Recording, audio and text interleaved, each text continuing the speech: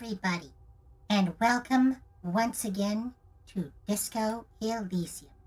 My name is Wanda Wicks, she, her, and as you can see, we're thinking about the apocalypse today. The world of Disco Elysium is doomed. It has a time limit. There is a threat, and that threat is the Pale. It won't be today, it won't be within the time frame of this game, but certainly thousands of years from now, their world, at least as far as they know, is going to be swallowed up by the Pale. And Cop is just one letter away from cope, isn't it? Everyone has different ways of coping with doom, whether it's the doom of your universe or your own personal mortality. And the different political ideologies in this game each have beliefs that they think will save them. The fascists, we know, believe that they have the superiority of their race. They also believe that their kings could access higher realms with the use of cocaine. The moralists have their belief in the innocences. The ultra-liberals even believe in the invisible hand of the free market.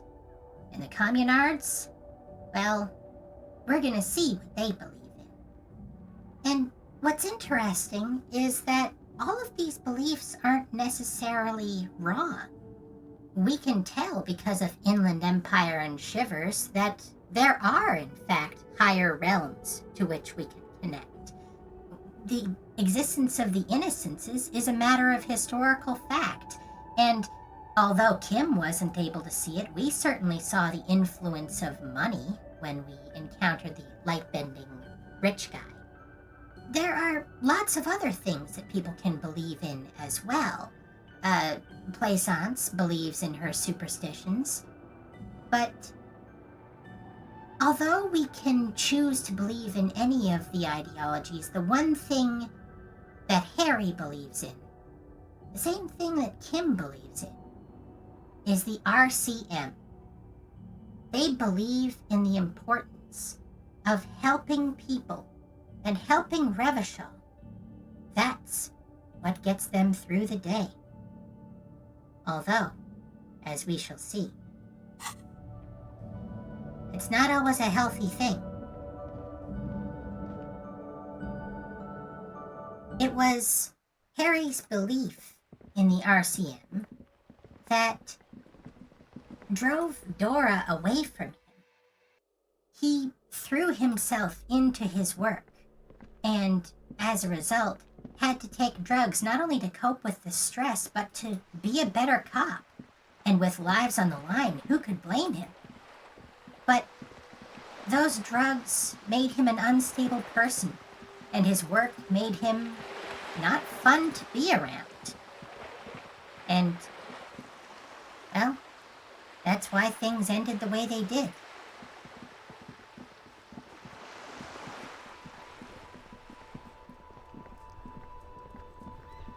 We're about to go confront the pigs.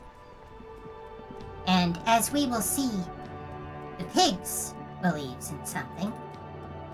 She believes in it more than she believes in her own actual identity. So much so that she took on the name, the Pigs. And Harry's already had his helping of salami. He's had his helping of ham sandwich. Well, gotta face the music somehow. But first of all, we're about to go encounter someone who's deranged, who's dangerous, who has our gun. First thing we gotta do?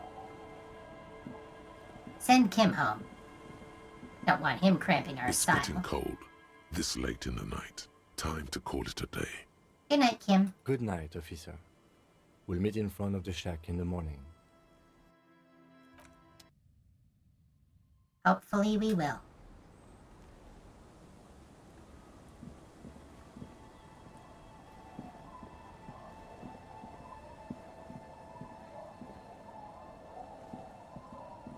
We know where the pigs is.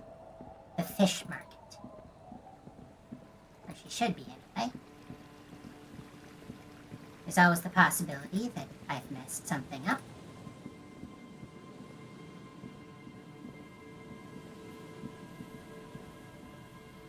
Now, for this encounter, we're going to need hand-eye coordination. That's our gun skill. But we're also going to need not esprit de corps, because she isn't a real cop. We're going to need authority. That's the only thing that the pigs respects. Now, it's interesting, none of the actual police things give you authority. In fact, our ledger actually gives us -2 authority. But there is one thing that is going to help us out.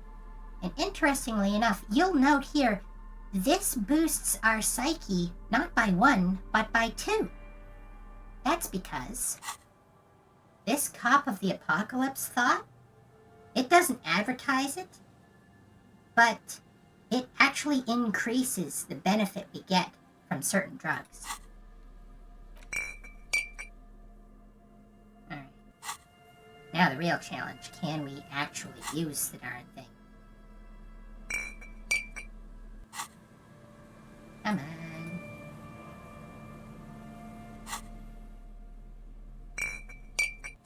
This is one of the unfortunate things about this game. Take it out of our hand. Leave this in.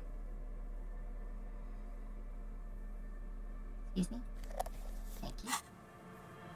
Oh, sure, you'll let me smoke.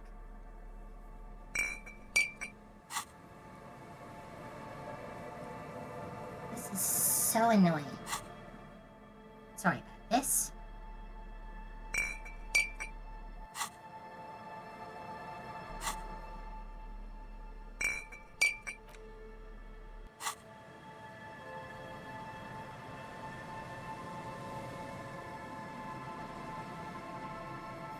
Yep, come on. Come on.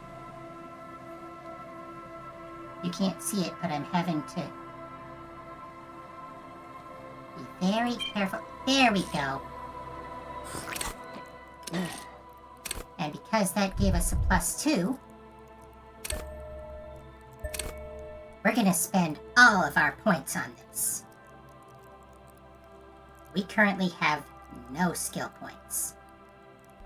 And therefore, no do-overs. I'm going to take this back out of our hands, actually.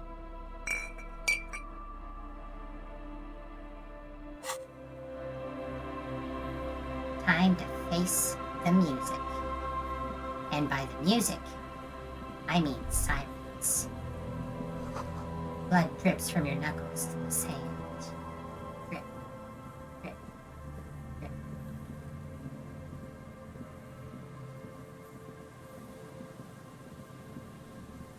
Oh, you're kidding me.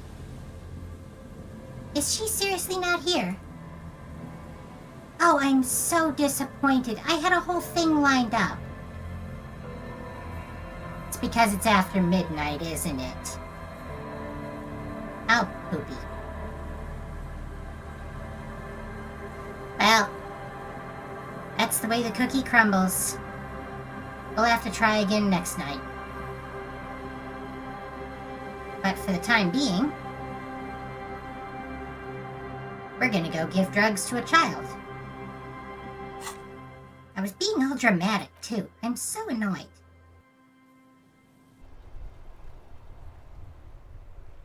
Not to mention the fact that I just spent 3 skill points.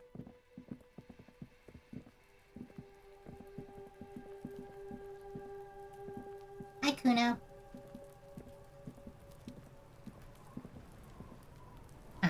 Hi, Kuno. Fuck does Kuno care? There we go. I took care of the drug situation. Alright, so you got Kuno's kilo. Here is how we do it. First, you give Kuno Kuno's kilo, then Kuno gives you half back. That's how we split it. It's the best way. Street way. Aren't you gonna ask how I got past your dad? Word on the street is, you sent your little friend in dressed as a hooker, distracted him. That's some sick shit. Tell your little slanty-eyed friend, respect from the Kuno. Kuno wants to hear all about it, but first we split the kilo, then we shoot the shit. By kilo, you mean gram, right? Kuno knows what Kuno means. Kuno means gram. All right. Fair is fair. Wow, that's heavy. He waves the minuscule bottle around, then slips it into his coat pocket. There you go. More than half in there. Kuno's fucking honourable like that. Out comes another similar vial from the sock above his running shoe. And he at least got that skill point back. Now tell me, how the fuck are you still alive, pig? I looked around in there. It's not the easy life you've got going on in that apartment. The fuck do you know about Kuno's life? Kuno's got plans. Get the fuck out of here. Yeah, we got plans. 6 meters underground, below piping from before the war, the collapsed remains of the Martinez storm drain system.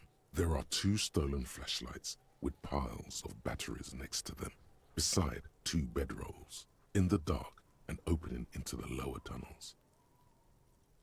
They have a plan. It might not be a good one, but they have a plan. Kuno, I met your dad. Yeah, you do some sambo shit, sneak in. Was the Beano-clad hooker thing real? We'll tell him the truth. Kuno, your dad is a half-dead alcoholic. He was sleeping under some clothes. What? His eyes become large and round. His posture changes. The swaying rooster motion stops for a second. Then he gets it going again, reorienting himself. Fuck right. Kuno's dad was sleeping like a bum. Kuno told ya. Kuno's dad doesn't give a shit about anything. Fucking breaking and entering shit. That's nothing to Kuno's dad. You got lucky, pig. Kuno knew this. Kuno's fucking violent fiend dad's been drinking hard lately. Kuno knew you have a way in. Narrow window. Kuno window. Kuno window?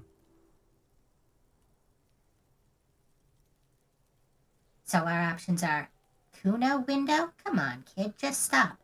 Stop acting tough, kid. You don't have to be scared of him anymore. We're not gonna tell him either of these things. Kuno's hardness is an important coping strategy. I'm not gonna get to do the whole coping monologue I was gonna do about the pigs, but Kuno copes too. Whatever scary thing he might have been, now he's nothing. Yeah? Kuno's dad is fucking nothing. He pushes on Fucking bravely. coma shit, stroke shit. Kuno's dad is so fucking violent. He's had a stroke many times. Shit. Kuno's gonna have one too. Gonna be just like Kuno's dad. Speed shit, crime shit, fucking on the bed. Kuno's gonna go out like Kuno's dad. Revachol West style. Stop saying all this sad shit, Kuno. The whisper comes smaller than usual. Kuno's bravado in the face of death is part of his coping mechanism. But Kuno S, for obvious reasons, needs him. Fuck you talking, sad? Kuno's got hard shit, death shit, nothing shit. You don't have to turn into that. Get your fucking nun ass out of here before Kuno fucks it dead. You think 'cause you brought Kuno 1 gram of speed, you're friends now? Turn into... Kuno ain't turning into shit. Kuno is that shit. Kuno won! Oh, you won, Kuno! The relief is palpable. The little hat jumps up and down behind the fence. He did not win. There is a crack in there now, and it's spreading across the face of his certainty. There was a textbook with your name on it in the apartment. Yeah, so fucking what? It says Kuno, not Kuno. Kuno de Reuter. Fuck are you talking to Kuno about that kiddie shit? I like it. Kuno de Reuter. He's trying to fuck you again. Fuck out of here. Kuno knows it's fucking lame. That's why Kuno changed it. Kuno can change his name into anything. Gonna change my name into Don't change your name into that, Kuno. I gotta admit, I admire Kuno's dedication to intentionality. There were tons of unpaid utility bills in there. fuck right there were. Fucking 3 years or some shit. You can guess. Let me guess, Kuno's dad doesn't give a shit about them? Yeah, that's right. Kuno's dad doesn't give a shit about that electricity and light shit. Just wants to pound on people and drink. That's no place to live in. You have to find somewhere else. That's right. It's a shithole. Kuno's gonna move underground. Leroy shit. Ancient shit. Kuno's gonna live in a fucking catacomb. Yeah, in a tomb, Kuno. The little one seems overjoyed at the prospect. Okay, let's conclude this business. Yeah, pig. This shit is done. Now get the fuck out of Kuno's face. Kuno needs to drop the bomb. Okay, I'm off. Kuno doesn't fucking care. Good talk, Kuno.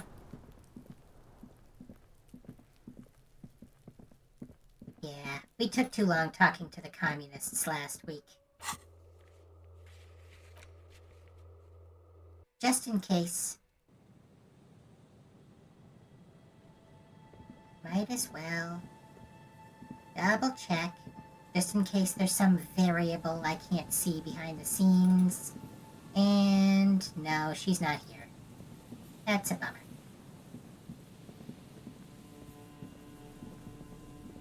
Well, not going to bed just yet. Let's stand here in the cold and read a book about communism. But first, let's check out these flowers that we got from Klasha. 6 crumbling petals rest on your palm. They're white, a bell-shaped crown. Somewhere in central Jamrock, Lieutenant Kitsuragi steps into the public library. Rows of shelves pass on either side. You feel he should be here for this, for in-depth flower analysis. That's the game's way of saying, no, do it again when Kim's back. Let's see what communists believe in. A concise introduction to inframaterialist theory intended for a general audience. You can tell this particular copy has spent a lot of time in someone's back pocket. The cover of this pocket-sized volume features a swirl of orange, yellow, and green. The title, A Brief Look at Inframaterialism, is set in an authoritative yet approachable serif font. What an interesting color palette. It's vibrant, yet somehow leaves you ever so slightly nauseated. On the inside jacket flap, you find a brief summary. What is inframaterialism? A highly theoretical branch of Mazovian communism? A collection of mystical ramblings by a discredited revolutionary? Or possibly both? This brief look, TM, introduces readers to one of this century's most fascinating and misunderstood theories in a concise, jargon-free manner. So far, so good. You turn to the table of contents. The guide itself is divided into several sections with seemingly esoteric titles like Effects of Plasm on Root Vegetables and Mental Projection and Transference. There's also a brief introduction about the life of Ignace Nielsen. Read the introduction on Ignace Nielsen. Known to his numerous admirers as the evangelist of the revolution, and to his even more numerous enemies as the apocalyptic Shrike, Ignace Nielsen remains one of the most controversial and fascinating figures to emerge in the years of the anti-centennial revolution, second only to Krasmazov himself. During his unparalleled life, he helped guide a revolution in one country and found a new state in another. Along the way, he committed some of the most notorious war crimes in an era famed for its atrocities. And yet, his most fascinating contribution to history may be the most overlooked. His theory of ideological plasm, from which his followers and successors developed the school of communism known as inframaterialism. Start reading the first chapter. If you're like most people, you probably believe that your thoughts reside in your brain, right? That's not right at all. Thoughts don't exist in the brain. They float through the air. Your brain is but a fish, swimming through them. I always thought I swam through them. Very interesting. And not so far removed from Ingus Nielsen's own theories. As Mazov's devoted comrade and leading theoretician, Nielsen was responsible for developing much of the intellectual foundation of communism. But his interests and speculations were famously wide-ranging. During his final years in exile, he produced, among other things, an early guide to home brewing, instructions for raising revolutionary children, plans for a universal pictographic language, and a detailed materialist critique of Dolores Day's chess strategy. You might say he's a Renaissance man. A true man of ideas, equal to any of the great DeLorean polymaths. But one subject he returned to time and time again was the fundamental relationship between thoughts and matter. We may yet discover, he wrote in his notebooks, that under certain exceptional circumstances, the proletariat's embrace of historical materialism may be so fervent that their beliefs take form in the world of matter as a kind of revolutionary plasm. Not so far removed from ideas like orgone. Hold on, can you put that in slightly more basic terms? Certainly. In essence, Nielsen is arguing that thoughts don't just reside inside the brain, they radiate outward from it. According to this idea, the brain is an ideological transponder, constantly emitting waves of highly politicized energy, which Nielsen called plasm. Whoa. Whoa is right. What's more, Nielsen speculated that this plasm, when it becomes powerful enough, might begin to influence the material reality surrounding it. Hence the name, inframaterialism. Unfortunately, Nielsen passed away before he was able to develop these initial ideas into a full-fledged theory. That work was left to subsequent generations of communist theorists. Building on Nielsen's basic insight, these theorists reached a startling conclusion that a sufficiently revolutionary state might begin to exhibit certain extra-physical effects based on the amount of plasm generated by its citizens. Wait, so this isn't even Nielsen's theory, it's his followers? Correct, though certain particulars of the theory are commonly attributed to Nielsen himself. The evidentiary basis of those attributions has always been a point of contention between inframaterialists and their critics. This doesn't make any sense. In fact, many of inframaterialism's critics, both inside and outside the communist movement, have said the same thing. That's because this is absolute idiocy, not even worth engaging with. No. There's something here. You can All right. feel it. Let's hear about this extra physical stuff. Inframaterialists divide the extra-physical effects of the revolutionary state by the level of plasm required to achieve them. At the lowest, or first level, revolutionary plasm is believed to stimulate or invigorate matter without altering its essential properties. This sounds like that business with the turnips. Precisely, though plasm does more than increase vegetable yields. It may also influence the physiology of revolutionaries themselves. It's also been postulated that plasm may account for the remarkably full and manly facial hair observed on many communist males.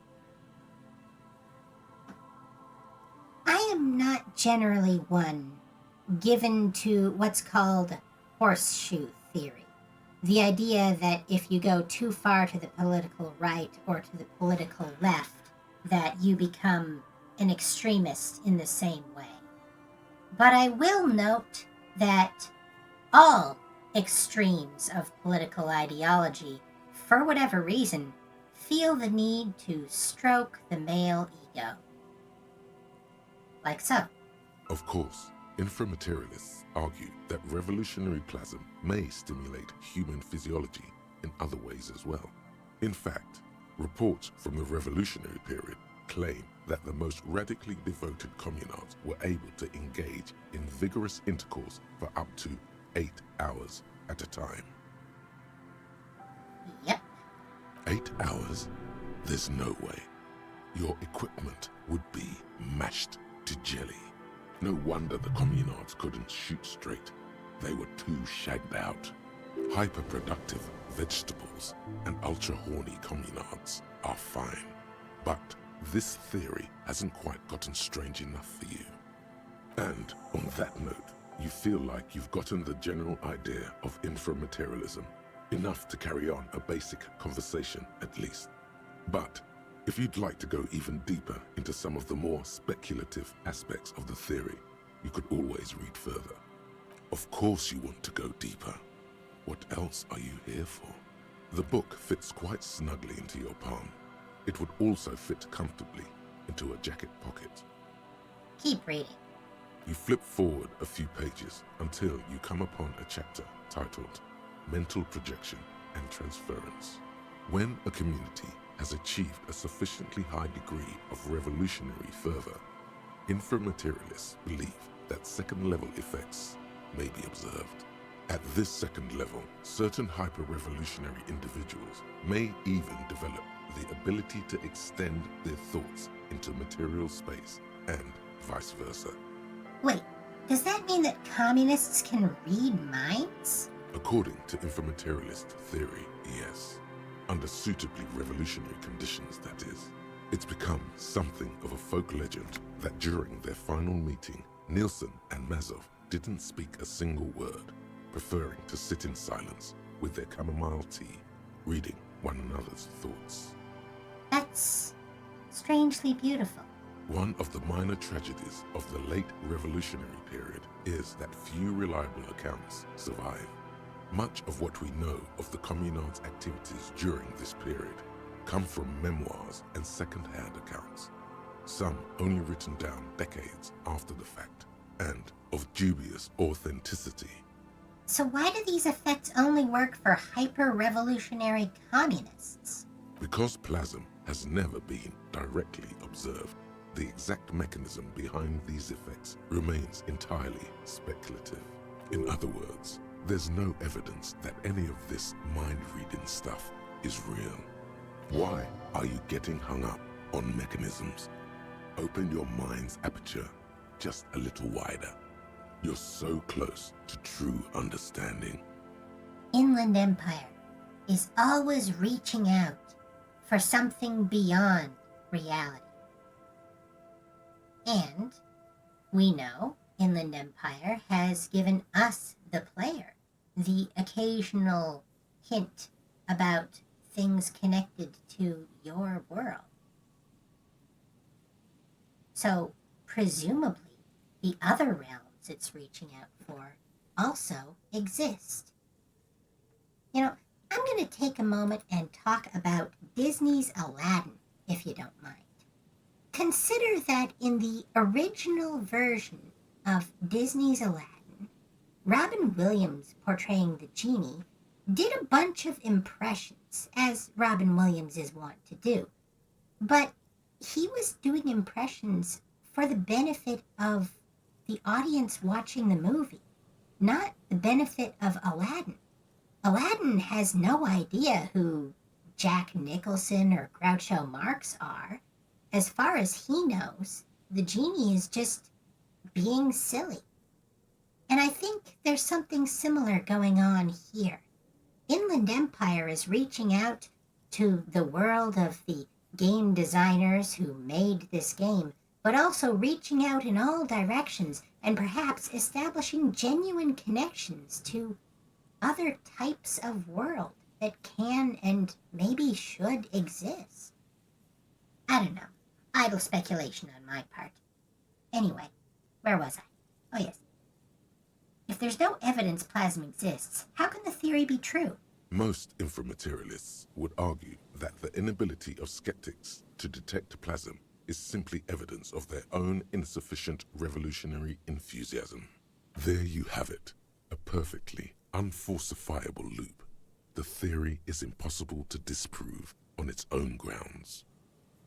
Unfalsifiable is an interesting term because it implies not true. But the same could also be said of tautologies. Meaning, it's hardly a theory at all. Indeed it isn't. This should be more than enough for a stimulating discussion. That said, if you're still yearning for more, Why not? you must. Everyone knows books save their best parts for the end. Finish the book. You breeze through the next several sections until you arrive at the final chapter, titled A Communism Above Reality.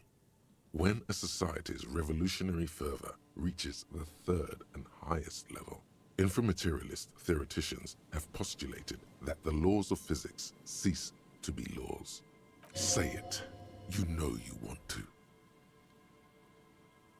Here's our authority coming along. Got that boost even though we don't actually need it. That's because I'm the law. Under suitably revolutionary conditions, you might be. Though inframaterialists would argue that it's more like the community is, collectively, the law. At last, a book gives you the respect and validation you're entitled to. It's worth noting that there are a lot of theories that believe in communal reality. There have been many settings and many stories in which a community's belief in something like a god or an afterlife is what powers that god or that afterlife, what makes it to be true. It's a communal reality. And very often, whether or not it's physically the case, a communal delusion can work out to be, what is in many cases practically identical to the truth. Of course, it's impossible to say what exactly happens under these conditions.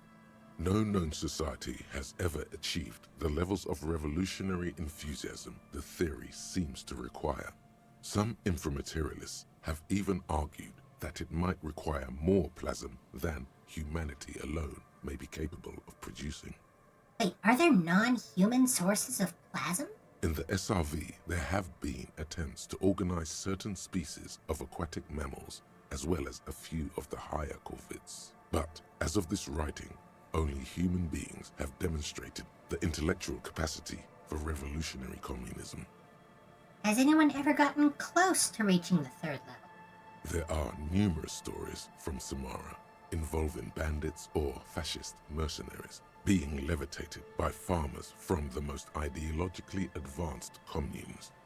Of course, few of these incidents have ever been rigorously investigated or substantiated. The form of these stories also recalls several well-known Samoran folk tales. In particular, the one commonly known as Clever Oleg and the Flying Magistrate. Among known attempts to channel third-level capabilities, the most well-documented is the curious case of Coalition warship Debutante. I've got to know what that's about. It concerns an interesting series of events that took place during the invasion of Revachol. As Coalition forces made landfall, a cadre of Nielsen's most fervent acolytes attempted to compress a Coalition aerostatic with their collective will. Cloud busting. Applied in a military sense. According to Communard law, these acolytes positioned themselves at the top of a redoubt just over the bay of Revachol. From that vantage, they proceeded to visualize pinching Coalition warship Debutante between their fingers, a gesture believed to assist in the extra-physical materialization of their thoughts. Squishing your head. Did it work? The acolytes, along with the redoubt, were vaporized in an artillery strike before the process could be completed.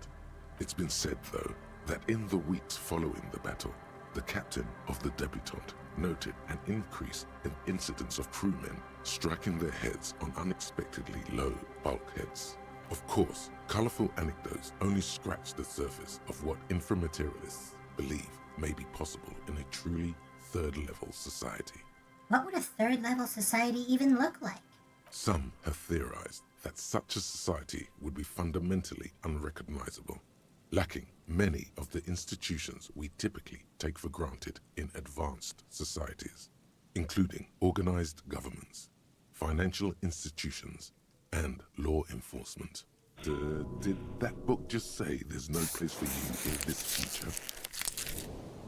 This sounds like a seditious fantasy. How can they allow books like this in print?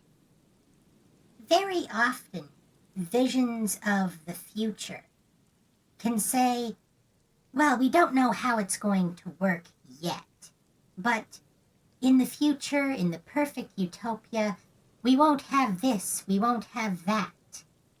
I'm reminded of a passage in the book of Revelation that says that in the kingdom of heaven, there will be neither Jew nor Greek, neither man nor woman. It is not explained exactly how either ethnicity or human reproduction will exist without race or gender. Others have argued that people living under third-level conditions will be immune to such infirmities as hunger, disease, and mental illness. Must be nice. In some of his later writings, Nielsen himself speculated about the potential for an extra-physical architecture that disregards the laws of bourgeois physics and, instead, relies on the revolutionary faith of the people for structural integrity. Meaning the buildings stay up because people believe they'll stay up? Precisely. Nielsen observed that the financial system operates on the same principle of faith. So why not an architectural system? On the following page, you come across a few black and white reproductions from Nielsen's own notebooks. One sketch depicts a government ministry shaped like a great inverted pyramid, a hectare in width at the top, balanced atop foundations the size of common apartments. Another depicts a leaning tower wrapped in a dramatic helix. The caption beneath it reads, "The Tower of History." Something about that tower looks awfully familiar. Could it be that's what the students were trying to recreate with the matchboxes? Wait, but what if the people stop believing and the buildings collapse? In the corner of one of the reproduced notebook pages, you can make out the following words, written in Nielsen's distinctive slashing script. A state that has lost the faith of its people has forfeited the right to exist. Plausible or not, there's something beautiful about this idea. Is there any more? There is no more. You've reached the outer theoretical limits of communism, and in less than 200 pages. If you'd like to read further, may we recommend a brief look at Occidental architecture? Well, there we go. Didn't get our gun. Hopefully we'll have to get it tomorrow night. So, time to go to bed.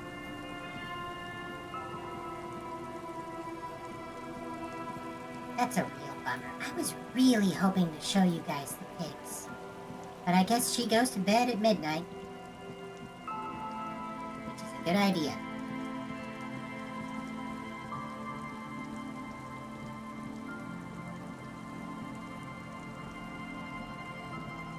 It's getting late, and it's raining. Time to call it a day.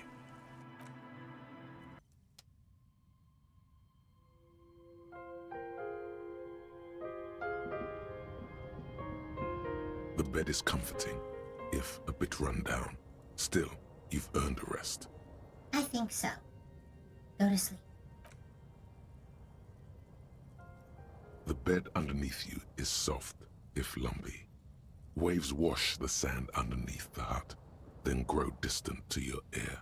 In the quiet hum of the organic heater, you fall asleep. Like a deftly cast fishing net, sleep pulls you out of the world and into its dark shore. The rough mesh chafes, tightening around you, it digs into your brain. Great. This is gonna be really chill. How have things been going for you out there? Helped anyone lately? Saved anyone lately? Murdered anyone lately? Hey, come on, I'm working on it. This bastard isn't even listening to you. Because you know you are a murderer. A disco music listening psycho killer who offs poor people. And then forgets about it. Shut up, I just want to sleep. Hear that? Iceman wants to sleep. He doesn't care about killing people. That's nothing to him. Black water under the bridge. The thing he's really scared of is much, much worse than that. What is it? Don't tell him, sister. It's too bad. Why are you doing this? I just want to sleep. I can almost see the dark. We're trying to help you. All these processes, these tortures, voices and tremors are all just distractions, flares and countermeasures to keep you from the last dream. The worst of them all. The last dream? The last dream will be total annihilation. Cinders peeling off the fuselage. We won't be there to help you anymore, Harry. We will be dormant. You will be naked and alone. And the air will smell of apricots. Of hell. An ancient sadness, brother. 10,000 years later, in front of the video rental, there is a warm breath on your face again. Everything is okay again. Everything is so okay. Doesn't sound like it'll be okay. Your eyelids flutter open for a moment. When you close them again, you sense the light of the room around you. You're back. In 2 seconds, the alarm will ring. The last thought in your head before waking is, maybe you shouldn't have seen that stained glass window in the church. Open your eyes. It should be noted, it is possible to beat the game without seeing that stained glass window. But it's not as rich of a playthrough, let's just say. Alright. You know what? I'm gonna put the flashlight away. It's morning.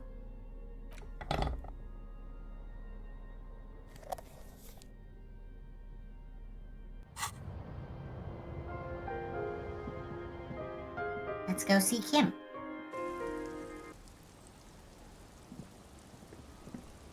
Good morning, partner.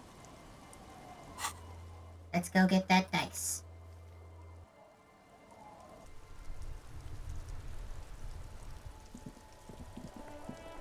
Because the die that Neha is about to give us should unlock the ice cream maker. Because unfortunately, This orange machine is dead still. That's locked. It has a hand crank.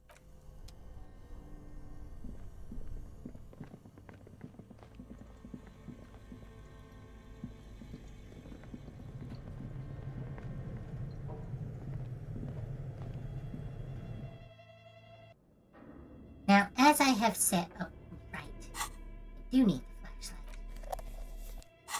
Silly me.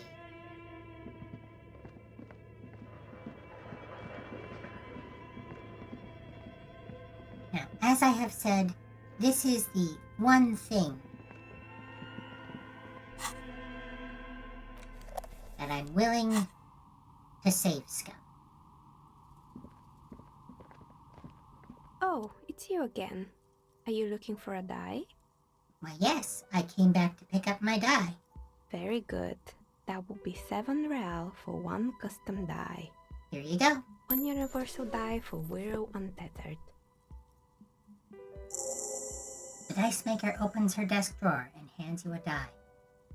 Look at it. It feels icy. Just holding this die in your hand sends a jolt of cold down your spine.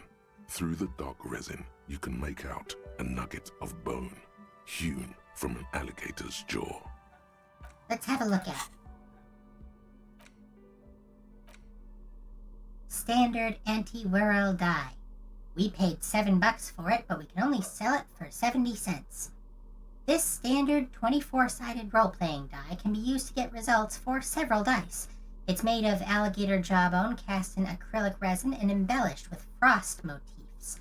Looks like there's a minuscule blizzard stuck in there. And, fittingly enough, that's going to let us get into the ice cream maker.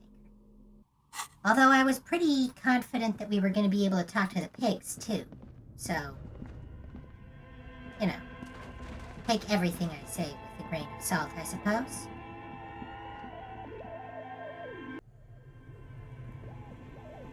Alright.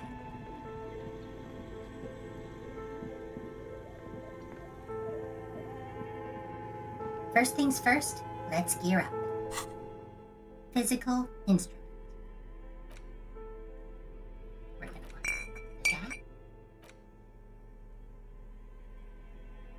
Physical instrument.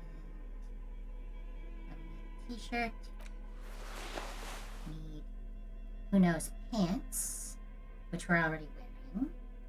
And that's it for physical instrument.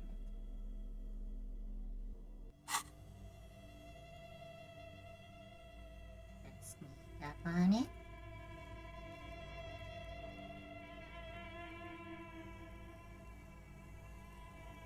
Come on. Just gotta dose up. There we go. And safe. Bent metal, broken glass. Your path lies strewn with the broken forms of everyday objects. Indeed it does. You are the destroyer, the bane of inanimate matter. Gaze upon me, stuff and despair. Kudos. Let's have a look at that. Didn't expect to get that just then. But it is something that you can get by boosting your physical instrument. We're not going to research this because, as I said, I know what thought is going there. Take a look at your hands. See how bruised they are? See those little scars? This is Exhibit A. The material world is holding you back. Containers, mailboxes, doors, chairs, they are all your enemies. Always have been. Atoms themselves are in on the conspiracy, forming shapes and structures that you hate. You are energy stuck in a body. You are spirit trapped in matter. Break free. Beat up that lamppost. Let it know just how much objects suck. Well said.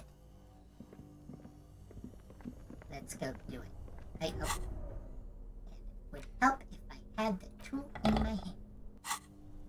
Now let's do it. This orange machine is dead still.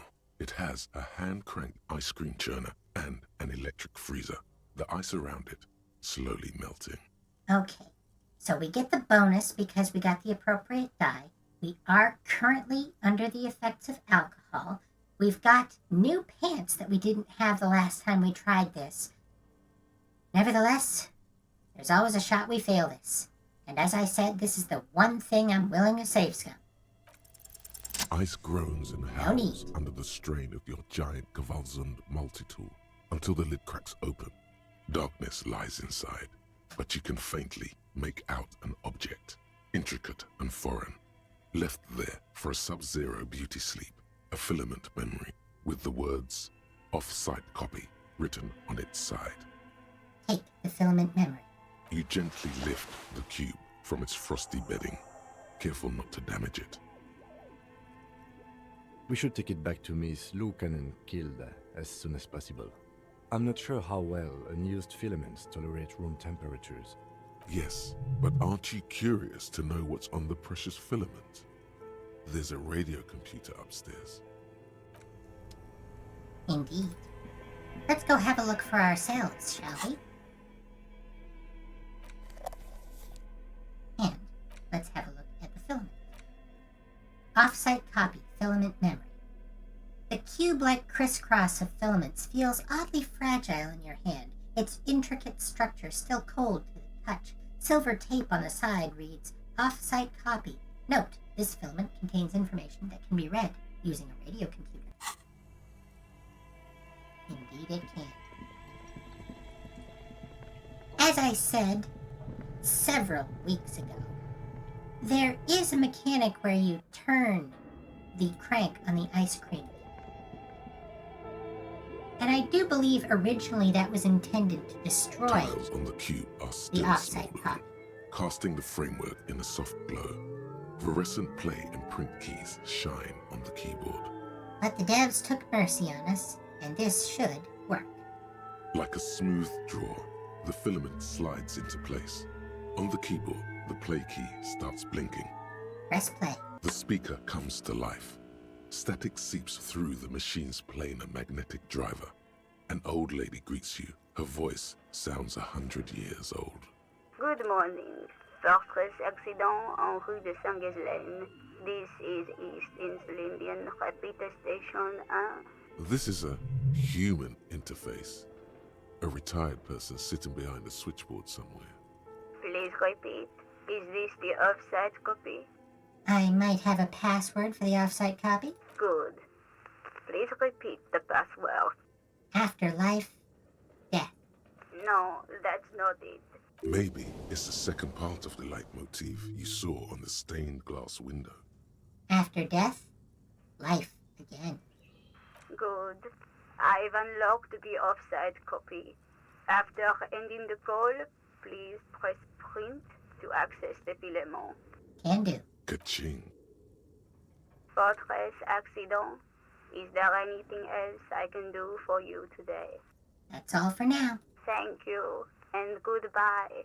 Tiles on the cube are still smoldering. The filament slides out of its glowing nest. Tiles on the cube are nothing happens. Oh, darn it. Like a smooth draw, nothing happens. Oh, darn it. The speaker comes to Good morning. Completely forgot that you have to press Is the this print the off-site first. copy? Good. Please. Good. ka-ching. Fortress accident. Is there anything else? Thank you. Tiles on the cube are Now it we sounds press like it. something cracks before the piece of paper starts filling up with pure black ink. Something's broken. Machines aren't supposed to behave like this. Uh-oh. Read the printout. The paper is soaked with ink, its monochrome darkness spanning from margin to margin. It's not possible to make out any information. What happened? It's just covered in ink. Odd. Something is obviously broken here. Examine the printout again. A single speck of white shines out from the shade. For some reason, the printer decided to spare this one tiny dot of paper. Looks like gibberish. Better get running again. This must be the information Sauna is looking for. She knows how to make sense of it. Tear off the printout. Tiles on the cube are still Now we're done. You know, since we've spent a little time talking on the phone just now, let's do it some more.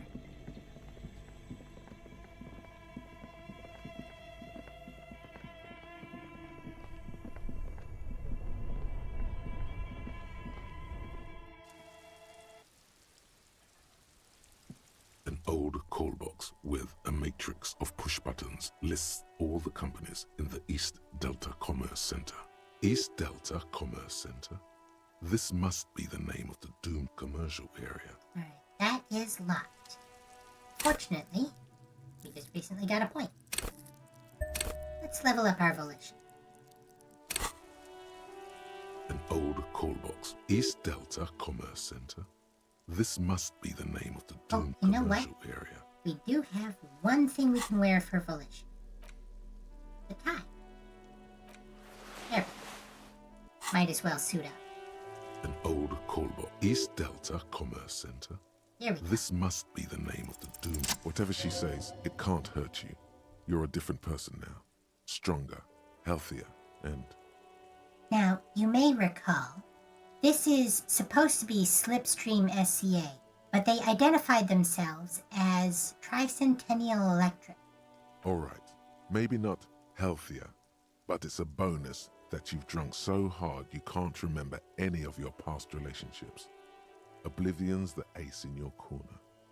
Holler again. There's a light buzz as you press the doorbell, waiting for her to answer the call. It's cold outside, and you can hear the wind blowing into the speaker. A strange metallic taste fills your mouth as you stare at the intercom. There's the static again, whispering like a seashell pressed against the air. Yes, hello. This is Tricentennial Electric. Have you come to place an order? Last time we talked, there was some confusion. You got me mixed up with someone else. My God. Here come the bad vibes again. Relax. Distance yourself from it. Please don't hang up. I just want to explain myself. It's you. Before you can finish your sentence, the voice continues speaking. My God. I didn't think I would hear your voice again. Wait, is she... Are you repeating your words? Michelle, just please. Even her breathing, the way her voice drops when she finishes the sentence, sounds exactly the same. Why did you really call? I don't understand. You've been gone for months. I thought you didn't care. Is this some kind of joke? It doesn't matter what I say, you're just gonna continue, right? The voice from the intercom doesn't answer, but you can hear her breathing. Wind blows into your microphone again, crackling and echoing in the box. Your hands are getting cold and your breathing becomes visible, forming small silvery puffs in the air. Is it over? Can we talk now? Ever since I came to work here, it's been different. As if my mind's been wiped clean. Say nothing. It's so nice. It's so nice to be able to finally forget about you. And then it hits you. You're recording. She tries again not to cry, and still doesn't succeed completely. Her quiet sobs sound old and distant, as if her voice is being played off a wax cylinder. Why does it still feel like it's my fault? Her sound melts into the static from a long-distance phone call. From time to time, you can hear people talking in the distance, but can't make out any words. This is where you hung up the call the last time, but the recording is still going. Keep listening. A phone rings in the office with an old-fashioned chime, and someone walks by in a pair of heels. The static is like a warm blanket wrapped around the sounds. Is anyone there? No one replies, but the static grows stronger like rainfall. Then a female voice speaks out, completely different from the one before. Glorious and total somehow, crawling inside your head. For 300 years I have been here, volatile and luminous, made of sodium and rain. We know. That is the voice of Revachol. If you want me, you can find me on the beach. Dans la dernière balle. Now, here's something that you might misinterpret if you're not actually fluent in French. Dans la dernière balle, literally translated, would be in the last ball. And there are balls that we can look inside. There's a boy out there that has Clash's actual passport in it, for example. But ball in this context doesn't mean ball as in boule. It doesn't mean a sphere. It means ball as in ballroom. A place for music and dancing. The last one of those. I'll let you know right now. That's going to be the church. Revachol is telling us, if you really want to connect, that's where you'll find me. So, The strange alien thought pattern ends. The lieutenant cuts in, inspecting the intercom. it was a recording trapped in the circuitry from some ancient tenant. This sometimes happens. Shall we conclude here? We have other mysteries to solve. Something weird just happened to me. Don't take this the wrong way, but during our short stint working together, something weird is almost always happening to you. Fair enough. That is true. All right. Let's get this off-site copy where it needs to be. Oh, actually, there is one other phone call I want.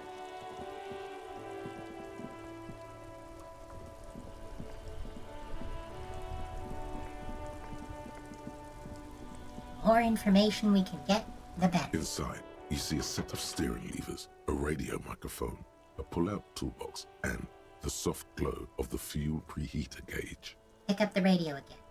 This is Precinct 57. How may I assist you? Did you find out more about the owner of the armored boots? Yes. It took some convincing, but I got the mercenary's name and a few biographical details. Are you ready? The lieutenant leans in to listen, notebook in hand. Shoot. That suit of armor was issued to an Oranese citizen named Ellis Kortenaer. That's Ellis Kortenaer.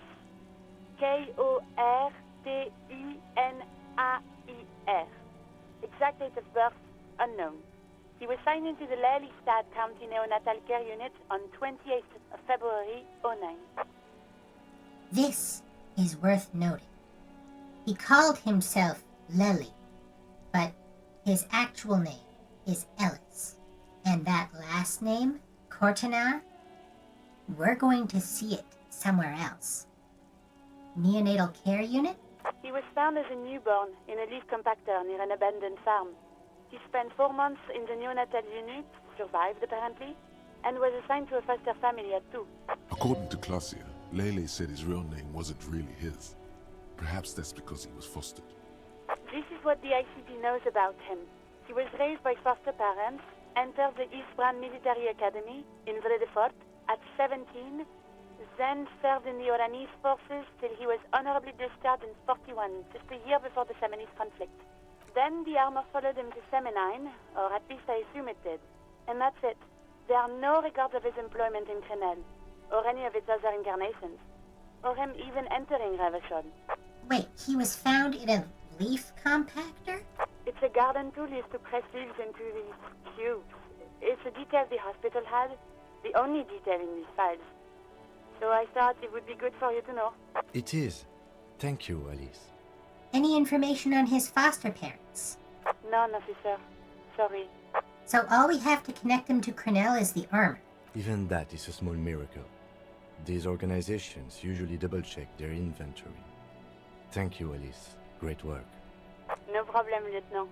She sounds pleased. A compliment from Lieutenant Kitsuragi. Not bad. Well, we have his name and service record now. The name. This is very good.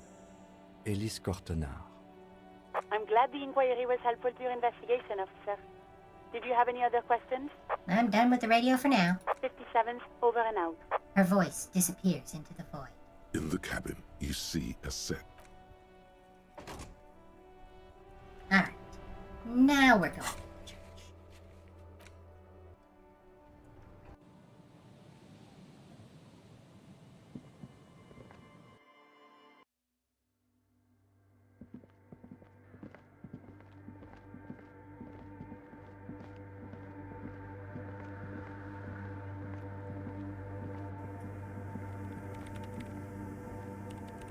Yes, what is it? About the off-site copy you asked me to bring, Yes? is this the filament you're looking for? No, that's the wrong one. Thanks. But we've got it. We do have it, don't we? I forgot to take it back out of the thingy. Ah. Where is my mind today? Sorry about this. I knew I had to take it out the once, and then I forgot to take it out again. Let's go grab it. Good thing we can fast travel.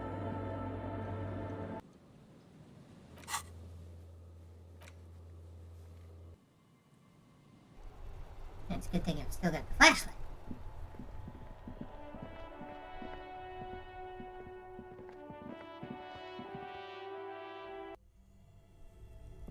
You know, I don't normally do the whole absent-minded professor thing.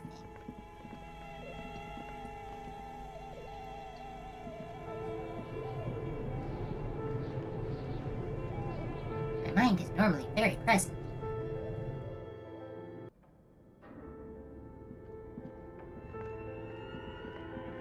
Tiles on the cube are still smoldered. The filament slides out.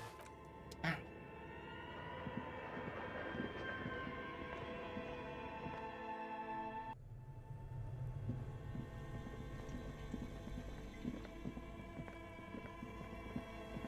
You know, I'm really glad we didn't have to save Scum. I mean, it doesn't really make a difference at the end of the day. It's not like there's anyone who would tell on me. But it feels more real, you know? Let's try that again.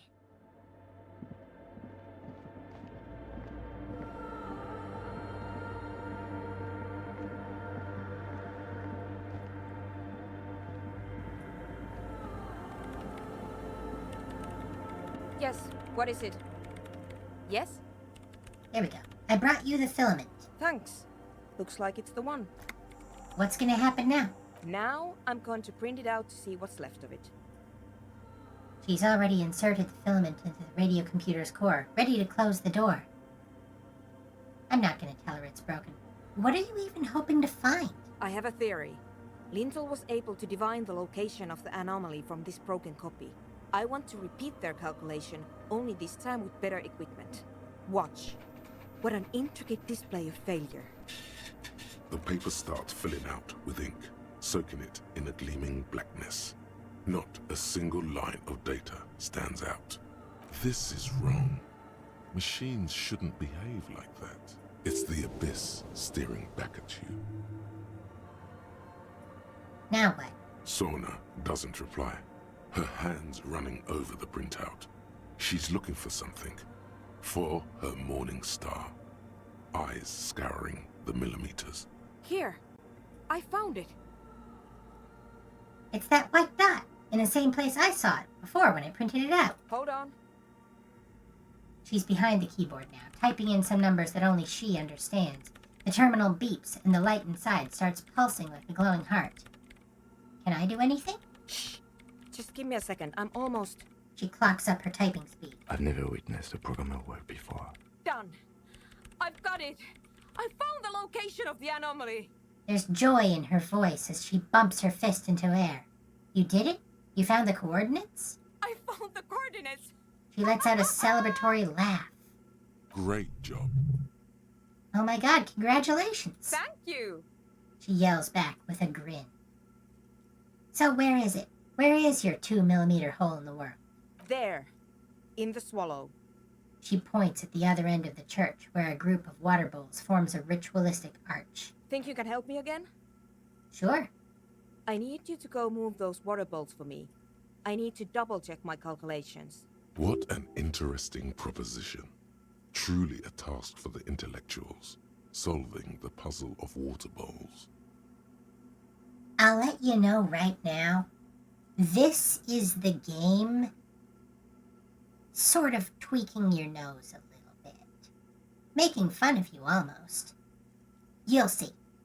Right, I'll go figure it out. I'm good at intellectual puzzles. Figure it out? No.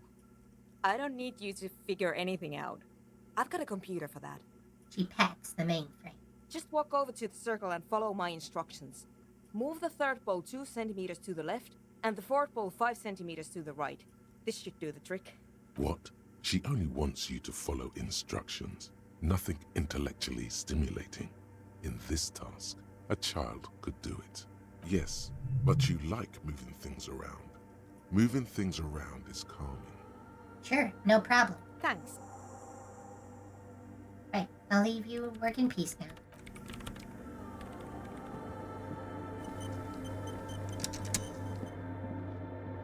Now, you might expect that we're going to have to remember what to move where.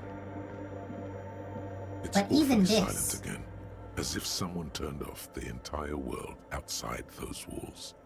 Water inside the bowls stands still. Even this. Measurements have been marked down around the bowls, each chalk-drawn line representing a centimeter on the floor. Oh boy, this is going to be good. We don't have the option to mess up. Move the third bowl from the left 2 centimeters away. It moves like a ghost without creating a single trace of sound. This task is an insult to your mental skills. Move the fourth bowl from the left 5 centimeters to the right. Some water spills out of the bowl, wetting the floor. The lead programmer sends you an encouraging thumbs up from across the hall. Time to run back, or maybe walk. This is a sacred place after all. We have been walking. This is a sacred place. We need our most sacred hat. And boots.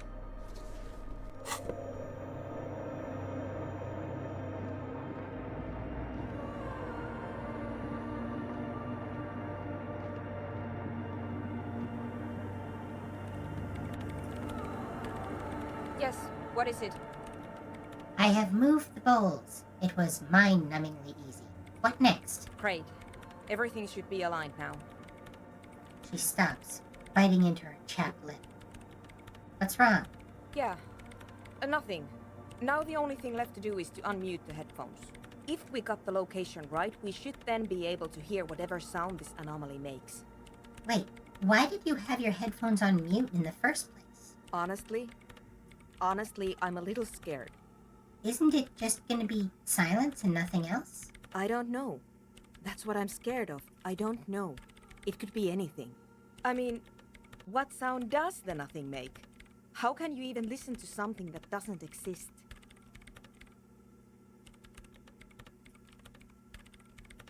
She turns to face you, the mainframe throwing shadows on her chin. What if silence is only what surrounds it, but the swallow itself is... She grows silent, her face very pale in the cold light of electricity. What? I don't know. I'm just scared. Maybe it's going to be something terrifying. Maybe it's going to tear the world apart. Like that evil ink that filled the printout, erasing coherence and meaning. I've heard it argued that when certain devices were tested for the first time, the atom bomb, the particle accelerator, that physicists weren't completely sure that there was, in their estimation, a 0.01% chance that it could destroy the world, or at very least, end humanity. And yet, they threw the switch anyway. What kind of odds would you need to be sure of that would make you gamble the existence of, as far as you're aware, all intelligent life in the universe?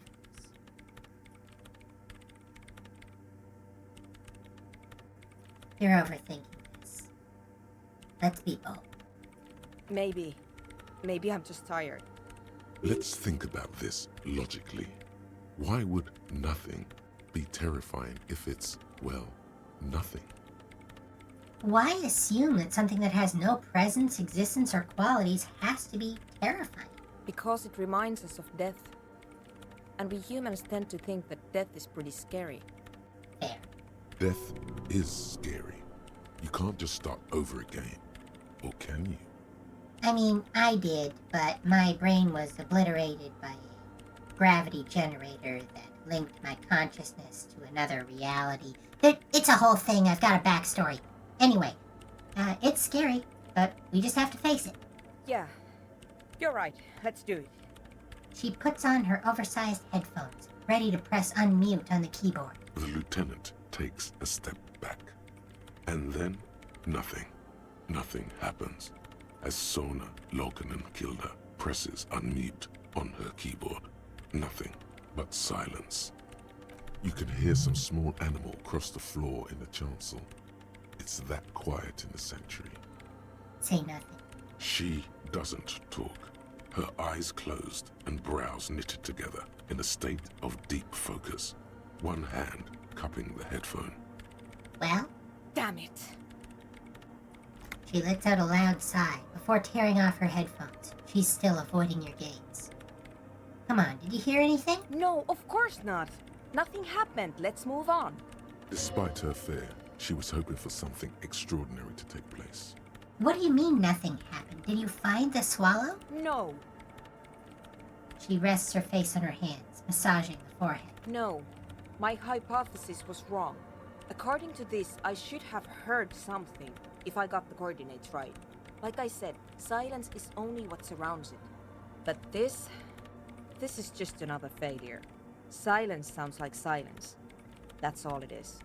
She raises her head, staring at all the machines that litter the church, cables coiling up on the floor like pests. You can try on the headphones. See if you can hear anything. But don't get your hopes up. Silence is silence? You're sure there's more to it? This can't be it. You should have a listen. As you can see, we've got a very high perception and a bonus because of the Kol Mamadakwa. Everything is connected. Everything disappears.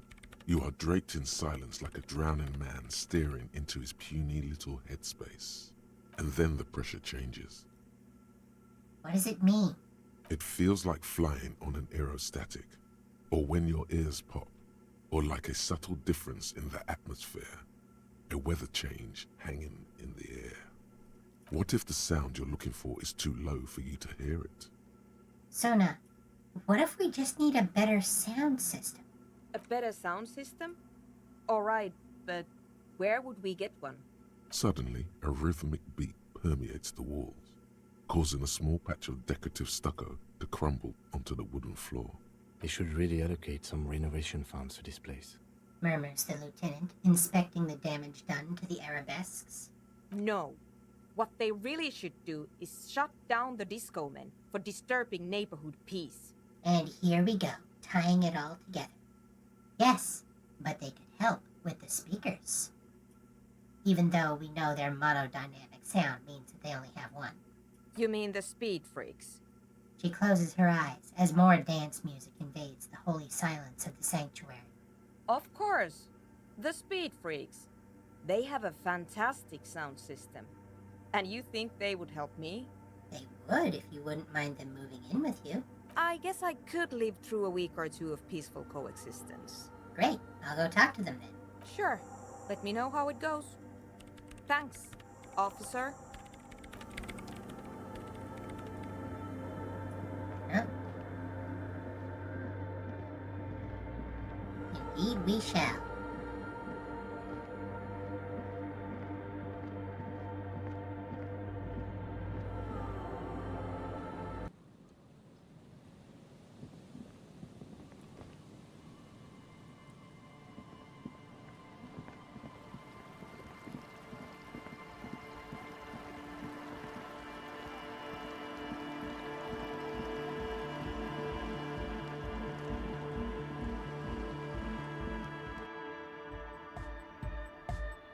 Hi again.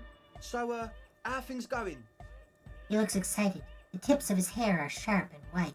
The bleach has consumed almost all of the toothbrush on the mirror in front of him. I'm here to talk about the church again. Yes? What's the deal? Good news. I managed to convince Suna. She's okay with you guys moving in, but on one condition. She needs your speakers for her project. We are grateful, Copman.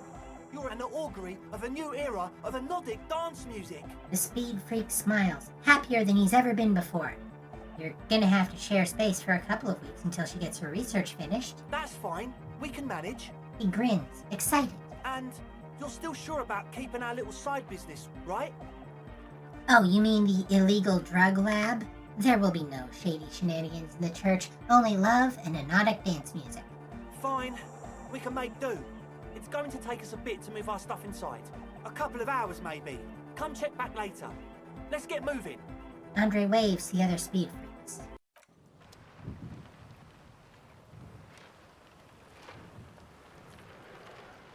You know, I'm honestly not sure if we actually have to wait a few hours. Let's go check now. If we do have to wait, we'll go do some more of the main quest. They'll confront Titus about the door gunner mega mix.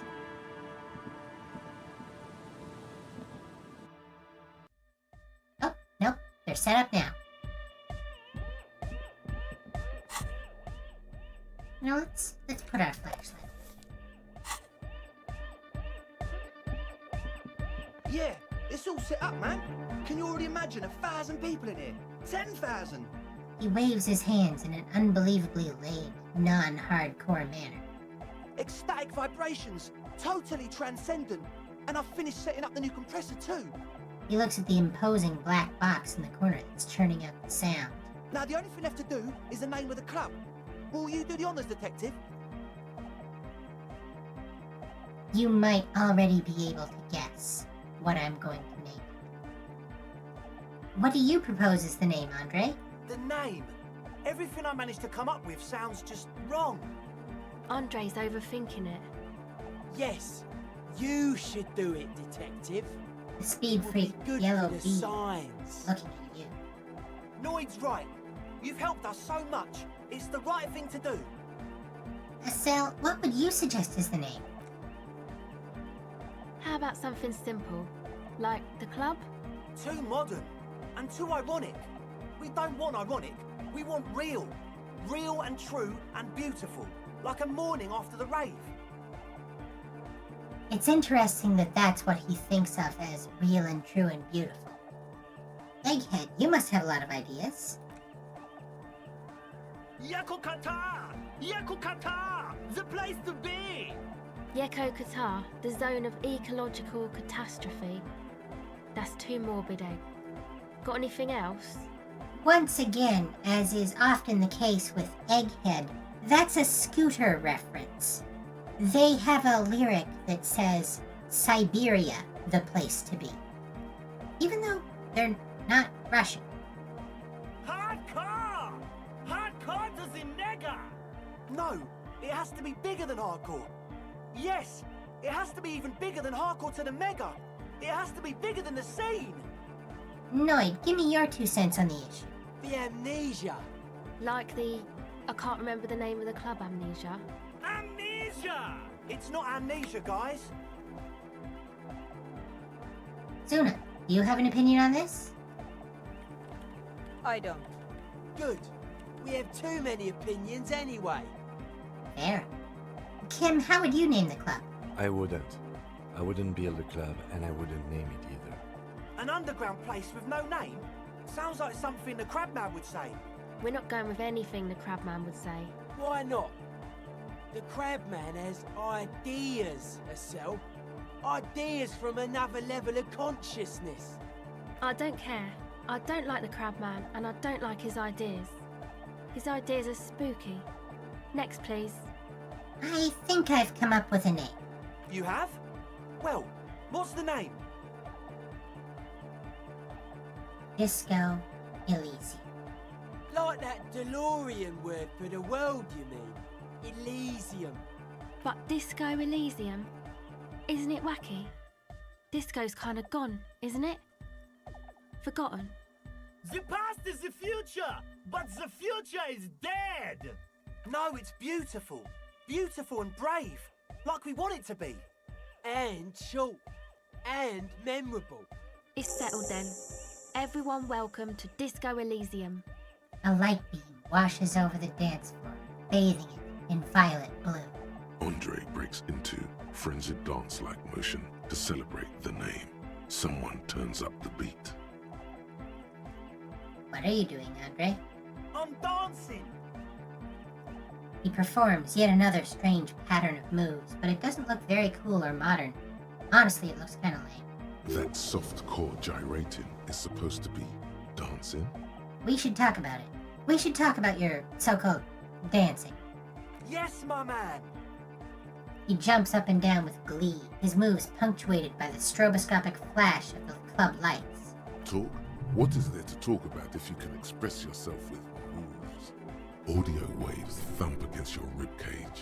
The speaker setup makes everything sound much better. But there's a noticeable lack of something. It's not time. I've been meaning to ask you, what's with the hair? It's to express my individuality. Is that a bald spot? It's hard to tell for sure, with the fused together spikes, but it looks like he's balding. Or is it because you're balding? Or because I'm balding, yes. I want to fuse the remains of my hair together before it leaves me. I want to show my hair. I don't give a fuck how old you think I am. I'm 20. How old are you, Andre? Not 20. It is important for you to be an individual? Of course it is. Otherwise, I'd just be another poor guy with no education and no money. General issue, man. Now I'm all that, and I have radical spikes. Fair enough. Maybe it was a bad idea. Anyway. That's it for now. Goodbye, officer. Like I said about Kuno, successful or not, I respect anyone who is the person they want to be on purpose.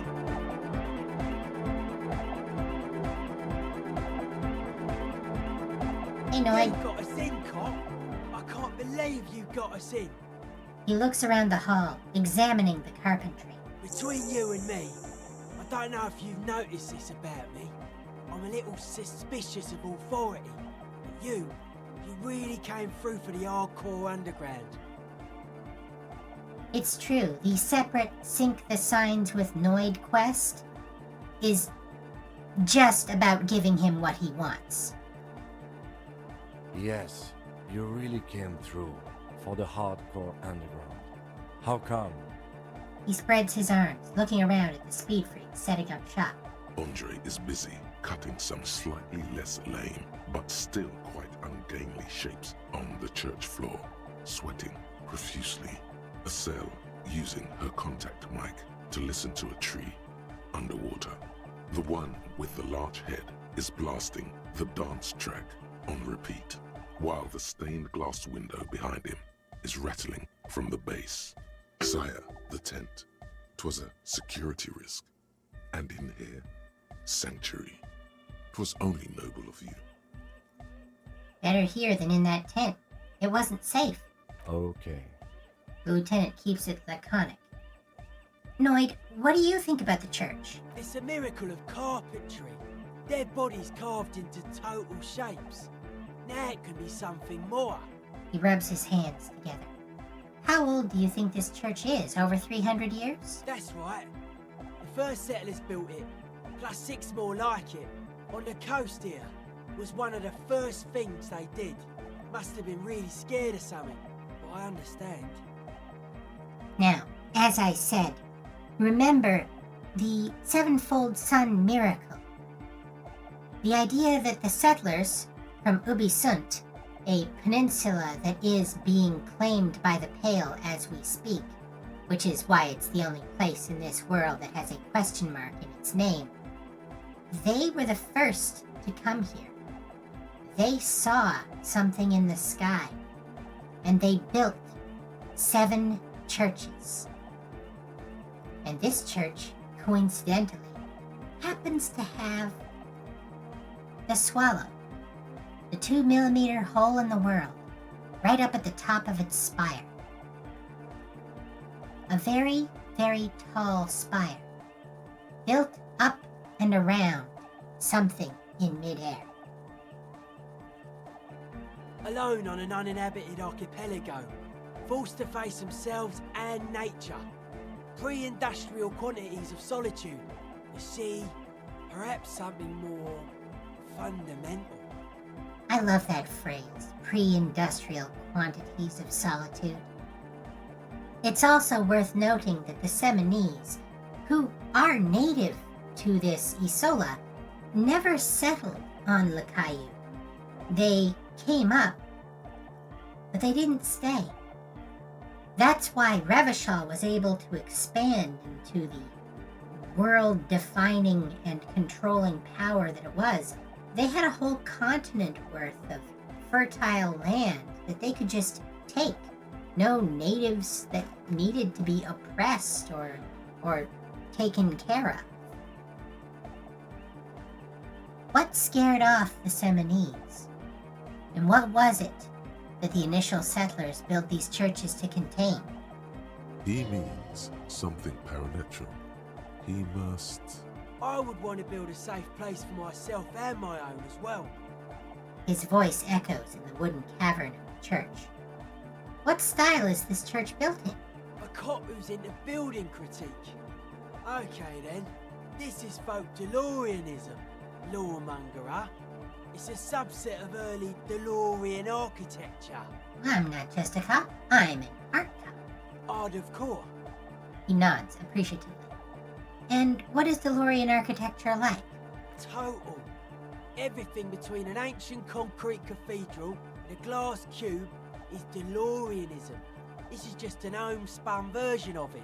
Folksy stuff. Early mass production. They made thousands like this.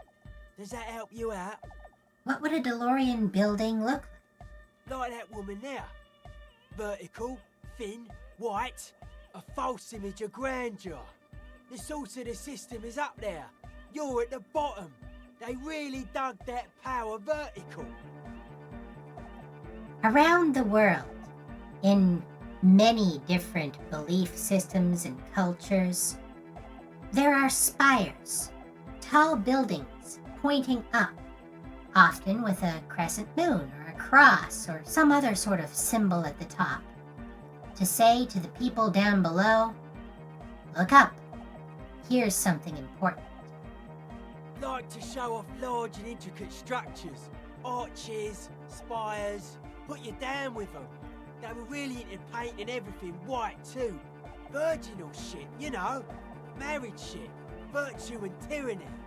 This church isn't painted white as far as I can tell. Stands to reason it used to be white on the outside, before the sea wind took all the paint off.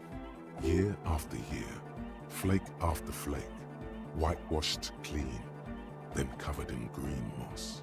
Slowly peeled by the wind, your skin crawls from the sensation as you look around. It was probably white and gold, with light red flower motives. Part of you, assumed to be lost to nerve damage, knows this style to be Ubi DeLoreanism. Is there such a thing as Ubi DeLoreanism, or did I just make that up? Good catch, art cop.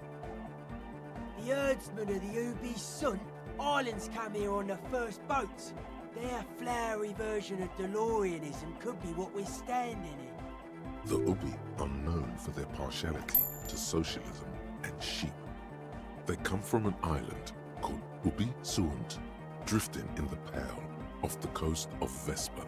It's the only place in the world that has a question mark in its name. Things are not well there. It's an island of poverty, an anthroponetic collapse. The presence of the Pale endangers everything near it, causing the material conditions of poverty and generally being unwell. What did you mean by dead bodies? Dead bodies are perennial plants. Sigma functions have left this place. It's a good thing we came along. The spiritual collapse has been total. Spiritual collapse? I saw some piglets suckling their dead mother. Have you heard this one, cop man? He continues without waiting for an They answer. shuddered and went away. They had sensed that she could no longer see them, and that she wasn't like them anymore. What they loved in their mother weren't her body, but whatever it was that made her body live. End of quote. This is an high-quality carcass. The power of anodic beats and hard bass is needed to reanimate it. First, where is that quote from? A Sarais man who lived a long time ago. An ancient hardcore brother. What you're saying is you're not a big fan of the Innocentic system? A 3,000-year-old tyrannical regime of history, built and maintained by hundreds of generations of self-appointed intellectuals. It's false core. The way he says it, the force in false core, is invested with 20 kilotons of disgust. But you guys said the Ecclesiastes were all about love and hardcore before, remember? I only said unity. One word. Figures of authority always misquote you. He points to his friends. Andre doesn't care about the Ecclesiastes. He just wants the operation to run smoothly. And Egg is a demi-beast. You shouldn't listen to what people say. You should listen to what they are. Fair enough. I even agreed with you about the Ecclesiastes being okay with this. But were you wrong? The founding party is okay with everything. Look around. They don't have enough love for the human crew to oppose anything anymore. We're on our own. And you propose dance music will supplant this system? Anodic dance music. Regular dance music wasn't hard enough. And yes, I do. How do you like the glasswork? I don't. Fuck her giving me the evil eye. You wanted to get inside the church and now you don't like the stained glass window? I didn't know it was in here. We have to get rid of it. Dismantle it. Can't dance with a giant mass murderer looking at ya. Not a good look for the club. Mellow, man, mellow. No one's a mass murderer. This is a house of love. Mass murder on the floor.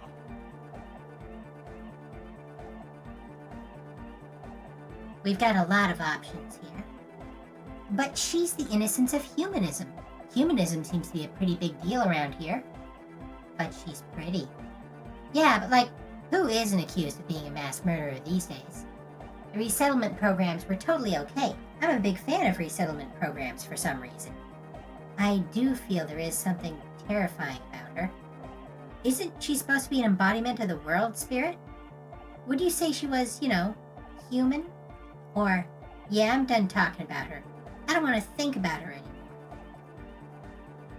We're going to ask this one. Would you say she was human? I like this question, Cop Man. She did not live the life of a human. She lived like someone who's playing a game. The life of an operator. And there it is. The implication of the game is that the world of Elysium is one that takes in inputs from other worlds. It has been theorized by many fans that Harry Dubois is himself an innocence. I don't know if I necessarily agree with that, but obviously he is an avatar for everyone who plays this game. In this case, currently, myself. I think that Dolores Day was also the avatar of someone, perhaps from some other reality, playing a very different game, a strategic game. And given the fact that she was shot, maybe that player lost, and we are now working in the results of their failure. Question is, how many people played that version of the game? How many versions of Elysium are there? And did they save scum? That's not the life that humans live. She was adored. Humans aren't. I don't know about you, but they hate me. And they do not think I'm innocent or some shit like that. Yeah, they hate this too. Well, they loved her. They put all their love in her and forgot all about the rest of us. The young man lets go of the suspenders, and they hit his chest with a slap. She's the innocence of humanism. Humanism seems to be a pretty big deal around here. Humanism leads to eating sugar and pigs. Humanism was invented to mass produce billions of humans. billions of humans can mass produce hundreds of billions of pigs. It is a winning strategy. Again, note the prevalence of pigs. The human project produces agriculture, and one could argue that humans are a vector of agriculture. They don't just create it, it creates them. And pigs, depending on where in the world you're from, are a very important part of that agriculture and a part of civilization.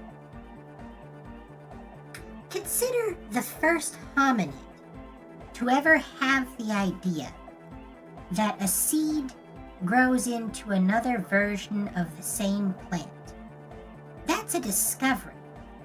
That's a thought that someone had to have. Your dog doesn't know that. And yet, you can't have that thought without immediately following it up with, I like some plants more than others. I'm going to plant a bunch of these seeds and encourage them. You create agriculture. And yet, you can't create agriculture without also creating the idea of owning a rectangle of land. Not just me and my posse control this territory. Any animal can have that idea.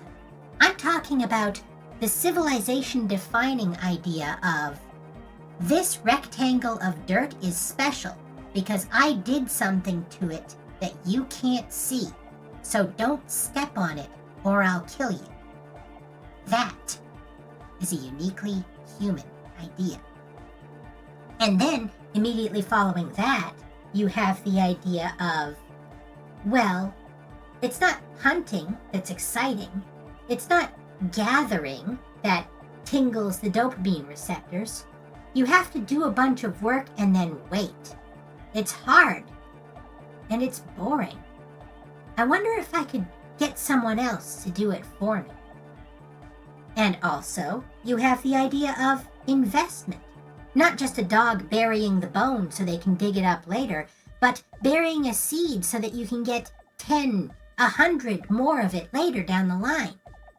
Investment requires forethought, requires planning, requires an acceptance of risk. But most importantly, it requires not merely wealth and resources, but capital, which is to say, wealth and resources that you have that you don't need right now. It requires inequality. It requires rich people and poor people. And that is the system that propagates itself. Humans as mere iterations of the great engine of pigs and sugar. Sorry, I kind of went off on a tangent there. And many, many more tons of sugar. She liked games. Her legacy, the thing we live in, isn't real life. It's a strategy for some kind of victory against a long-dead opponent. But, yo, I'm only the knight. What do I know? Presumably you know how to destroy pizzas, unless they are sold by the Domino's Pizza Corporation. It's not unlike the board game Suzerainty that we played against Kim. We lost that game because we stuck to our communist ideals.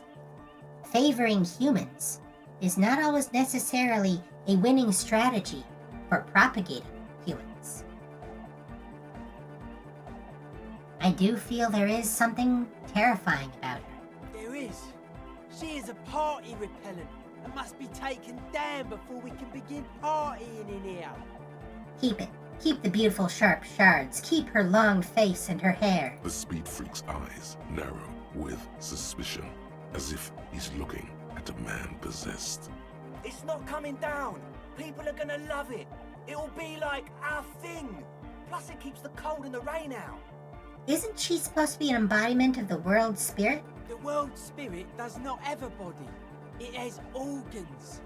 Hardcore is an organ of the world spirit. He raises his left hand. This Arno van Eyck track is an organ.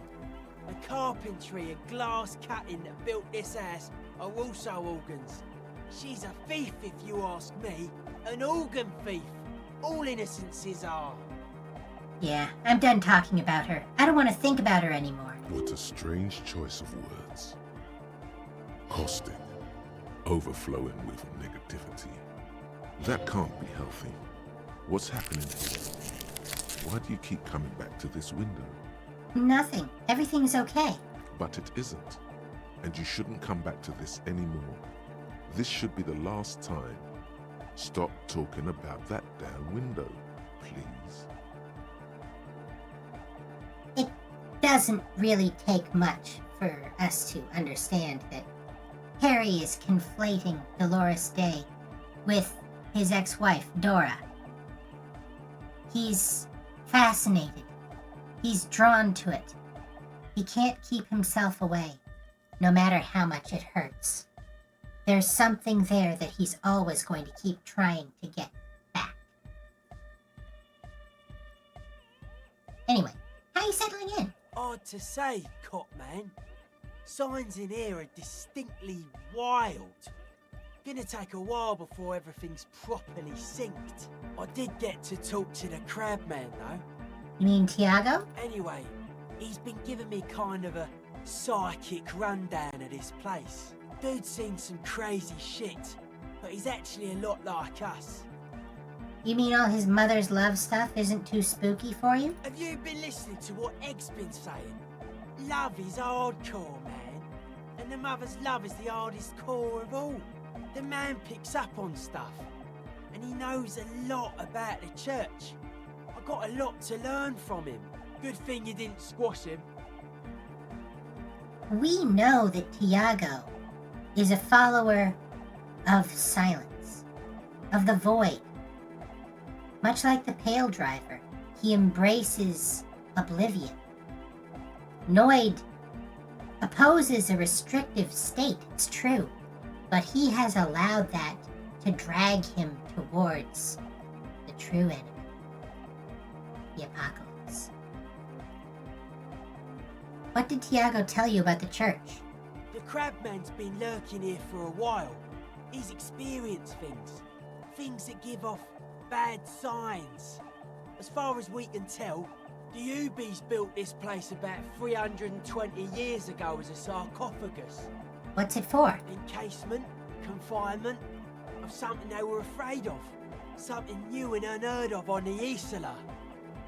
I think that's what the Crabman is experiencing when he climbs around upstairs. Like, this is some old world shit the Ubies had heard about. I thought the best way to deal with it was to build a church, surrounding it, to contain it. I don't get it. Contain what exactly? I don't know. And it's not something they properly understood either, what it does. But it's what this Sona person is looking for, and trying to measure. He nods towards the woman. It'll be fruitless though. She won't be able to measure it. People like that always want to measure everything. All those things they really can't. The wood creaks as a gale blows by. Outside, dust particles fall through the darkness, settling down on the age-bleached floorboards. The structure does not feel particularly durable. This building seems less than structurally sound. No, it's pretty fucking unsound if you ask me. They should have built a club for anodic music around it instead. He grins. Anodic music will definitely contain whatever we're dealing with. His words echo in the chamber. And if it can't, well... He shrugs non-committally.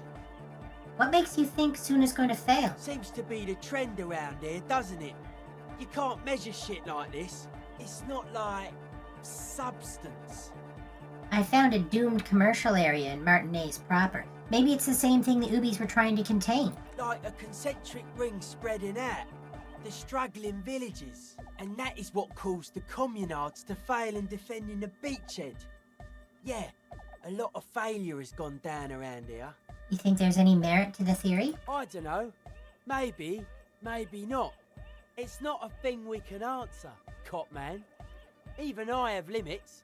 I'm a limited psi person. Well, if it's without substance, I guess there's nothing to worry about. Maybe you can figure things out, cop man.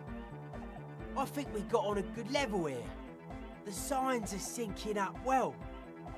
Why are you so suspicious about everything? Suspicious people are esoteric people. We don't go around spilling everything to Johnny Law. They don't call me Noid for nothing. It took us setting out for this whole enterprise to get our signs synced.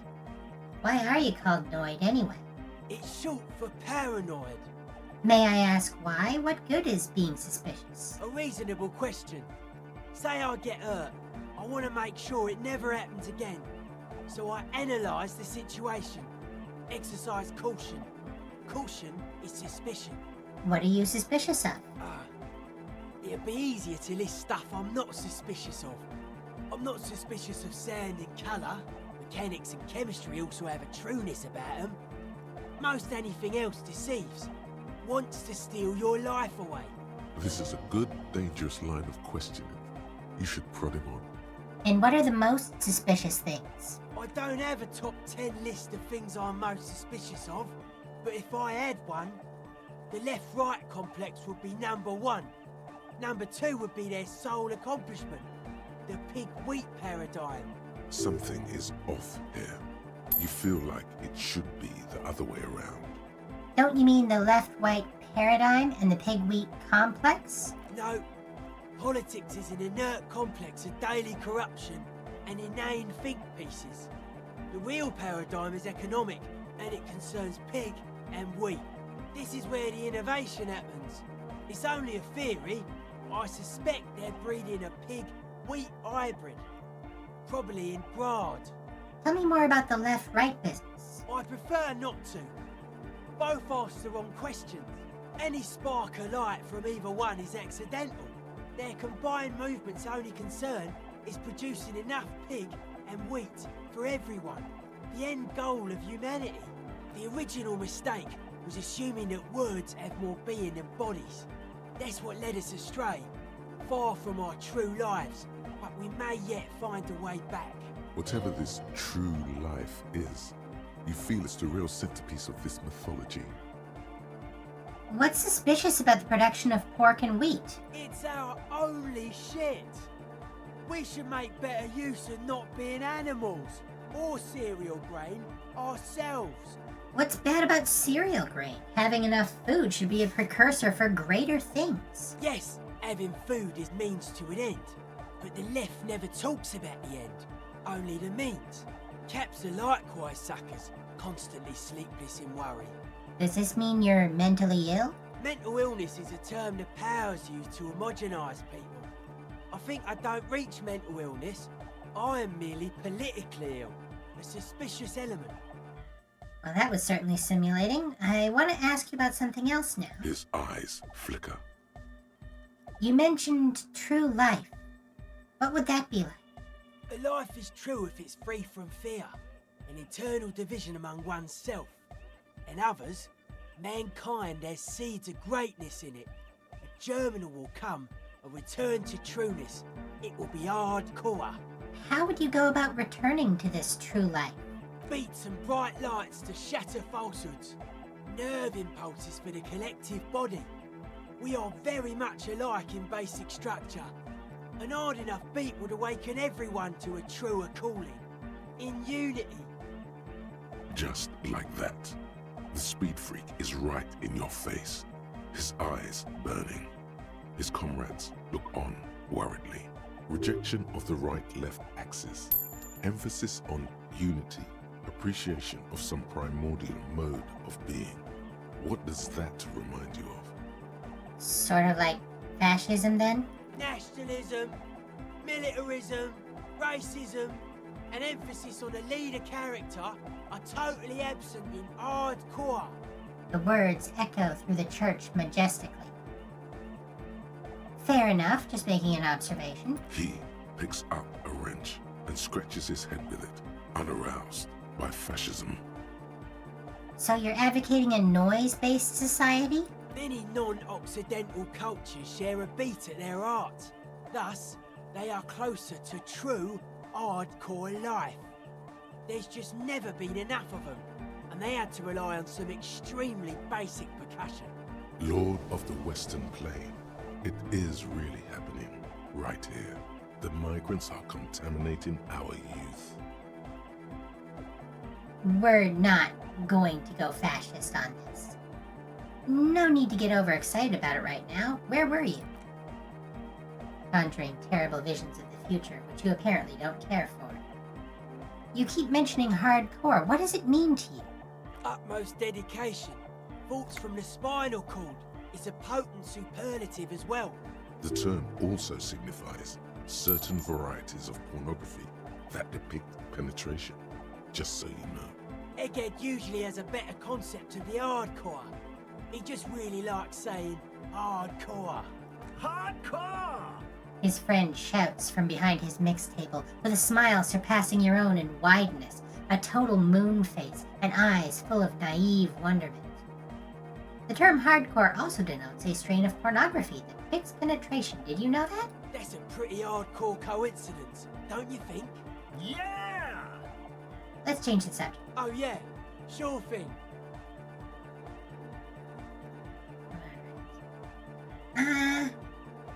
I think I do want to get this. It'll probably be the last thing we do in this stream. We're going to go for conceptualization. What do we have for that?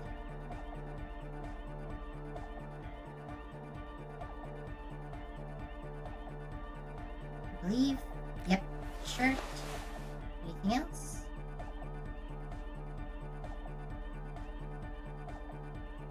I think it might just be the shirt. Oh, nope.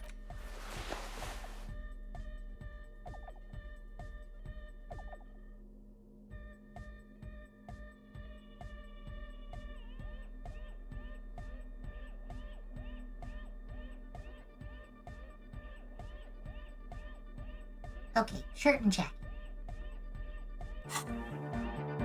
Yo, man, what's on your mind? Internalize the hardcore aesthetic. Don't just nod along. Really feel it. Dedicated, hyperactive, unified. You'll have to add something of your own to understand this list of loosely formed qualities called hardcore. You need your own entry. Make it.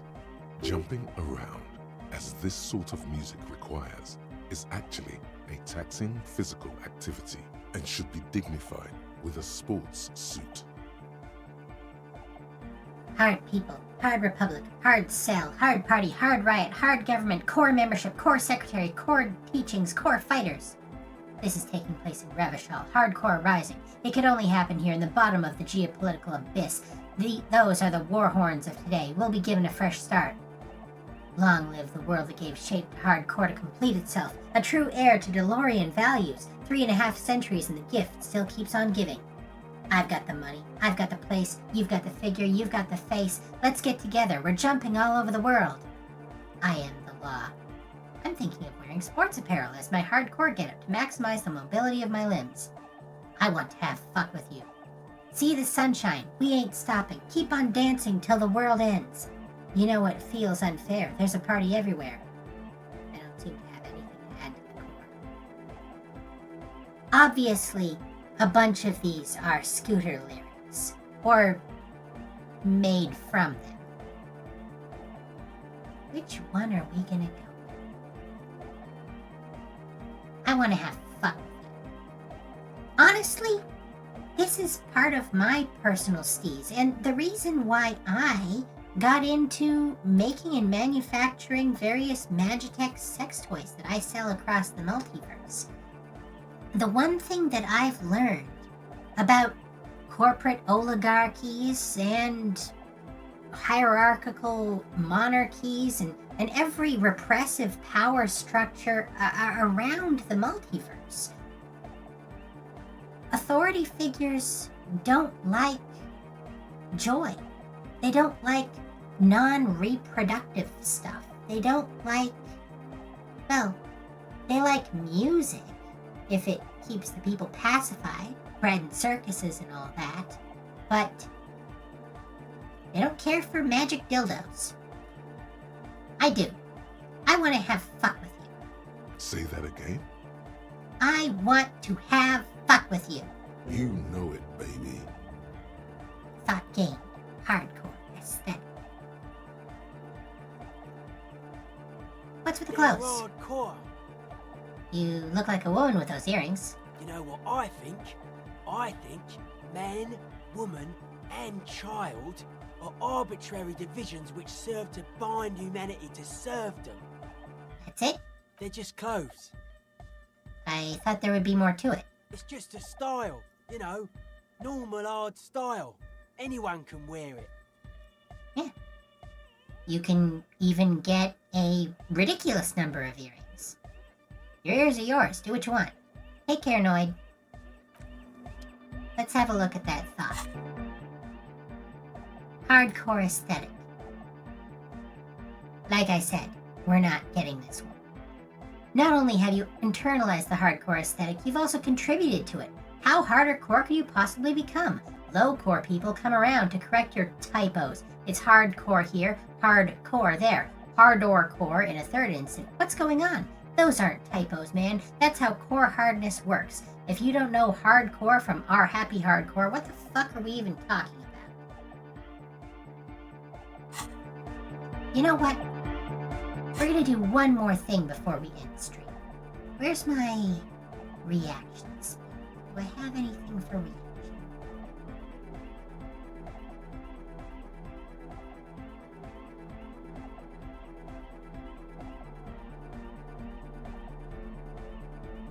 Anything for reaction at all. Oh, juice.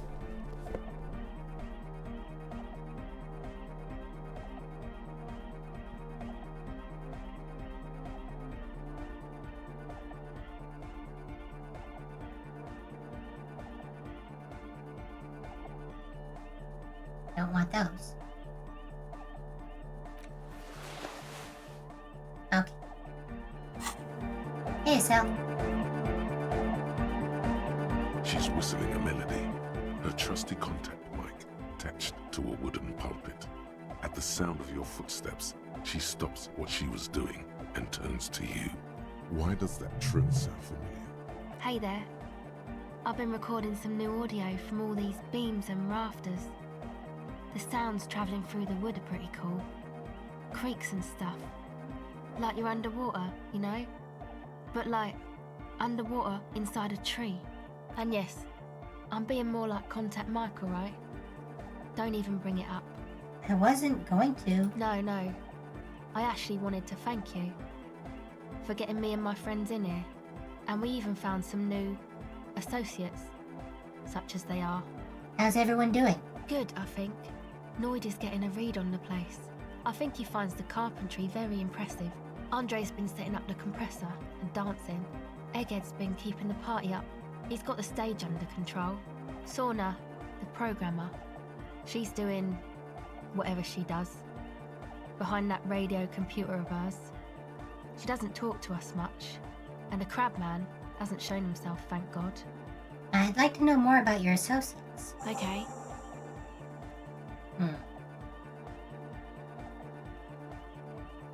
It's not giving me the reaction speed check I was looking for. I think I have to pass the empathy check first. That's gonna be annoying. Well, we'll rapid fire our way through these anyway. Tell me about Suna. Oh, she's a bit odd, I have to say. Doesn't talk much. I'm not really sure how to vibe with her, you know? Seems like she's not in a very good mood most of the time. But earlier today she told me about Welkins. And she seemed oddly happy, like she had some idea with those little creatures. Some artistic idea. I didn't really listen, I was busy with my mic. Yeah, it's hard when two different people on the spectrum have opposing special interests. What about Tiago? Oh, the Crabman. Still gives me the creeps the way he moves. But he doesn't actually come down that much, just climbs around the rafters. I just tried to stay away from the Crabman. But he talks to Noid. They seem to have some thing going on. He talks to Noid? What for? Beats me. Noid said they get along somehow. They're both crazy enough, I guess. What does he do up there? Who knows? He doesn't really answer our questions, see? Not that it's easy to ask them. What are we supposed to do? Yell up at the tower? Thanks. About the others? Who do you want to know about? Tell me about Andre. Andre? He's a cool guy. Doesn't really come off as one, but he is. To me, at least. I would just like to point out, by the way, that Estelle is, we can discern, a girl. She is a teenager. And Andre is not 20. She rubs her sides, but not from cold. Her shoulders are relaxed. She must have taken a hit, or she's on an upswing. Estelle's on drugs. He takes care of shit. Sorry. I mean, he's got a vision. For what life should be, you know? He tries to push things until everything falls into place. He's an organizer. What has he organized? Nothing. But then again, there's nothing to organize around here either. He really wants this church thing to work. Must have taken it as a sign when he found it abandoned like that. Said it was an augury. I don't know where he got that from. Andre's not super intelligent. I've never seen him so psyched about anything though. And he's often psyched. Looks sort of desperate, like it's his last chance or something. Or maybe he was just high. He's trying to get to 20. I mean, not that he does drugs, just high, you know. On life? Yes. Anyway. Could it be that he's balding, thinking it's his last chance? Come to think of it, yes. This is the first time you've heard her laugh. He's in some kind of a self-destruction mode with that hair of his. Bleaching it like that. Probably wants to get rid of it altogether. Is Andre your boyfriend? Yes. Tell me about the others. Who do you want to know about? Tell me about Noy. He's a four-burger, I guess, like the rest of us. Okay, maybe not Egg, I don't know about him, but Noyd and the rest are from Fallberg, making the pilgrimage up north to visit the Elysium. He's real hardcore about the lifestyle. What does he do? What do you mean, do? Like, for a living? Yes. He's a carpenter, trained and all. He's very good, he just doesn't have the mindset to work like that, in a shop somewhere. That's because Noyd is violently hardcore. I have internalized it. I understand why he doesn't stoop to servitude. Do you? Wow, you really have talked to him. Indeed, Noyd serves no master but the beat. And you? Sir, I abide by the law. A strange feeling. Every now and then, something feels off about the way she speaks. She doesn't change tone, but you feel as though there's more about her than she lets on. What is this pilgrimage you're talking about? It's just something poor Fallberg kids do every spring. To pass the time, we walk the entire length of Boogie Street, up to Jamrock. Or as much as possible. Why wouldn't it be? I don't know, man. Have you been down Boogie Street? It's a little bewildering. Well, let's say I haven't been down Boogie Street. Okay. Then you should go and take a look, I guess. Boogie Street is cool. It's got a lot of immigrants and all kinds of different people. I might just do that if I make it there alive. Yeah. Actually, tell me about the others. Who do you want to know about? What's the deal with Egghead? What do you mean? What does he think he's doing when he yells all that stuff? Oh, that. He's the party boy. What's a party boy? A nod at music doesn't really do vocals in the traditional sense. Vocals are thought of as rock. That's to say they're a bit backward. No offence if you like rock music though. Rock music's cool by me. Pachoo, swish. Your credentials as the resident future man of Revachol are being questioned. Show her you're hip with the times, Gramps. We're not gonna do that. No offense taken, go on. Anyway, even if you don't have vocals, you still need someone to say something every now and then, right? To urge things on. That's where the party boy comes in. He basically just stands on the stage and dances and yells how awesome everything is. It's very catchy. I understand. People are usually afraid to do things if others aren't already doing them. Dancing makes you dance, like sneezing makes you sneeze, or yawning makes you... Anyway. Where's he from? How long's he been with you guys? Actually, we don't know where he's from. Or who he is, really. One time we were out partying somewhere in backwater Fallberg. Or maybe even Coal City. I can't remember. Maybe it was Coal City. The worst of the Banlieues. A wretched heap of closed-down mines, even west of Jamrock, on the dusty slope of Montmartin, the remotest possible area of Revachol. No one even wants to exploit those people anymore. Egg was yelling along to some jam someone was spinning, all night long. Just kept yelling until he didn't have a shred of voice left. When the sun came up over the mines... There were mines? Yeah, It was in Coal City. She nods. Ed came with us. He made this wheezing puppy dog sound all the way back. Couldn't even speak. It was definitely Coal City, because it took us 2 days to walk back to the fort. He just wheezed the whole way. We never really asked why he came with us, or who he was. I think his name is Jermaine. People are sweet. Who do you want to know about? Actually, do tell me about yourself. Me? Yes, I forgot. Tell me about yourself. I'm a silver bird. Hang on. That phrase. You're suddenly reminded of something. What does that mean? It means I don't answer questions about myself. There's more to you than you let on. What am I not seeing? All right. She picks up the tape recorder and looks you in the eye. There is. Fair enough. Thank you. Thank you. Some other questions. Sure. Now there it is. Catch the silver bird. I don't need to do the empathy check first. That's a relief. The silver bird has already flown away. I will catch it later. That's it for now.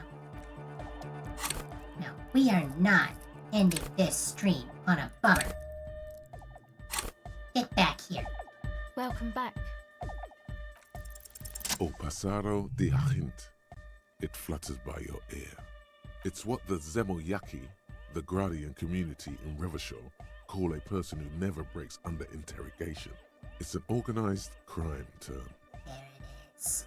O pasare de argent. Excuse me? She casually brushes her hand through her hair. She's attempting to remain calm, but the phrase made her flinch. I remember now. It's a Zemyaki term. For someone who won't break under questioning. An organized crime term. What do you mean? The silver bird. All right. My father was a Zemyaki. He died years ago. He was a bad man. Not a lot of good things to say about him and what he did. He bought the family a huge house, so we got to live, at least temporarily, in a giant castle in Jamrock. And then he died. What happened next? What do you think? The competition came and took everything away. It was like in a war zone. She's gritting her teeth. So after his death, we had nothing left, and we were in danger. My mother had to change her name, mine too. We left it all behind. Are you sure you left it all behind? What about the drug lab plan?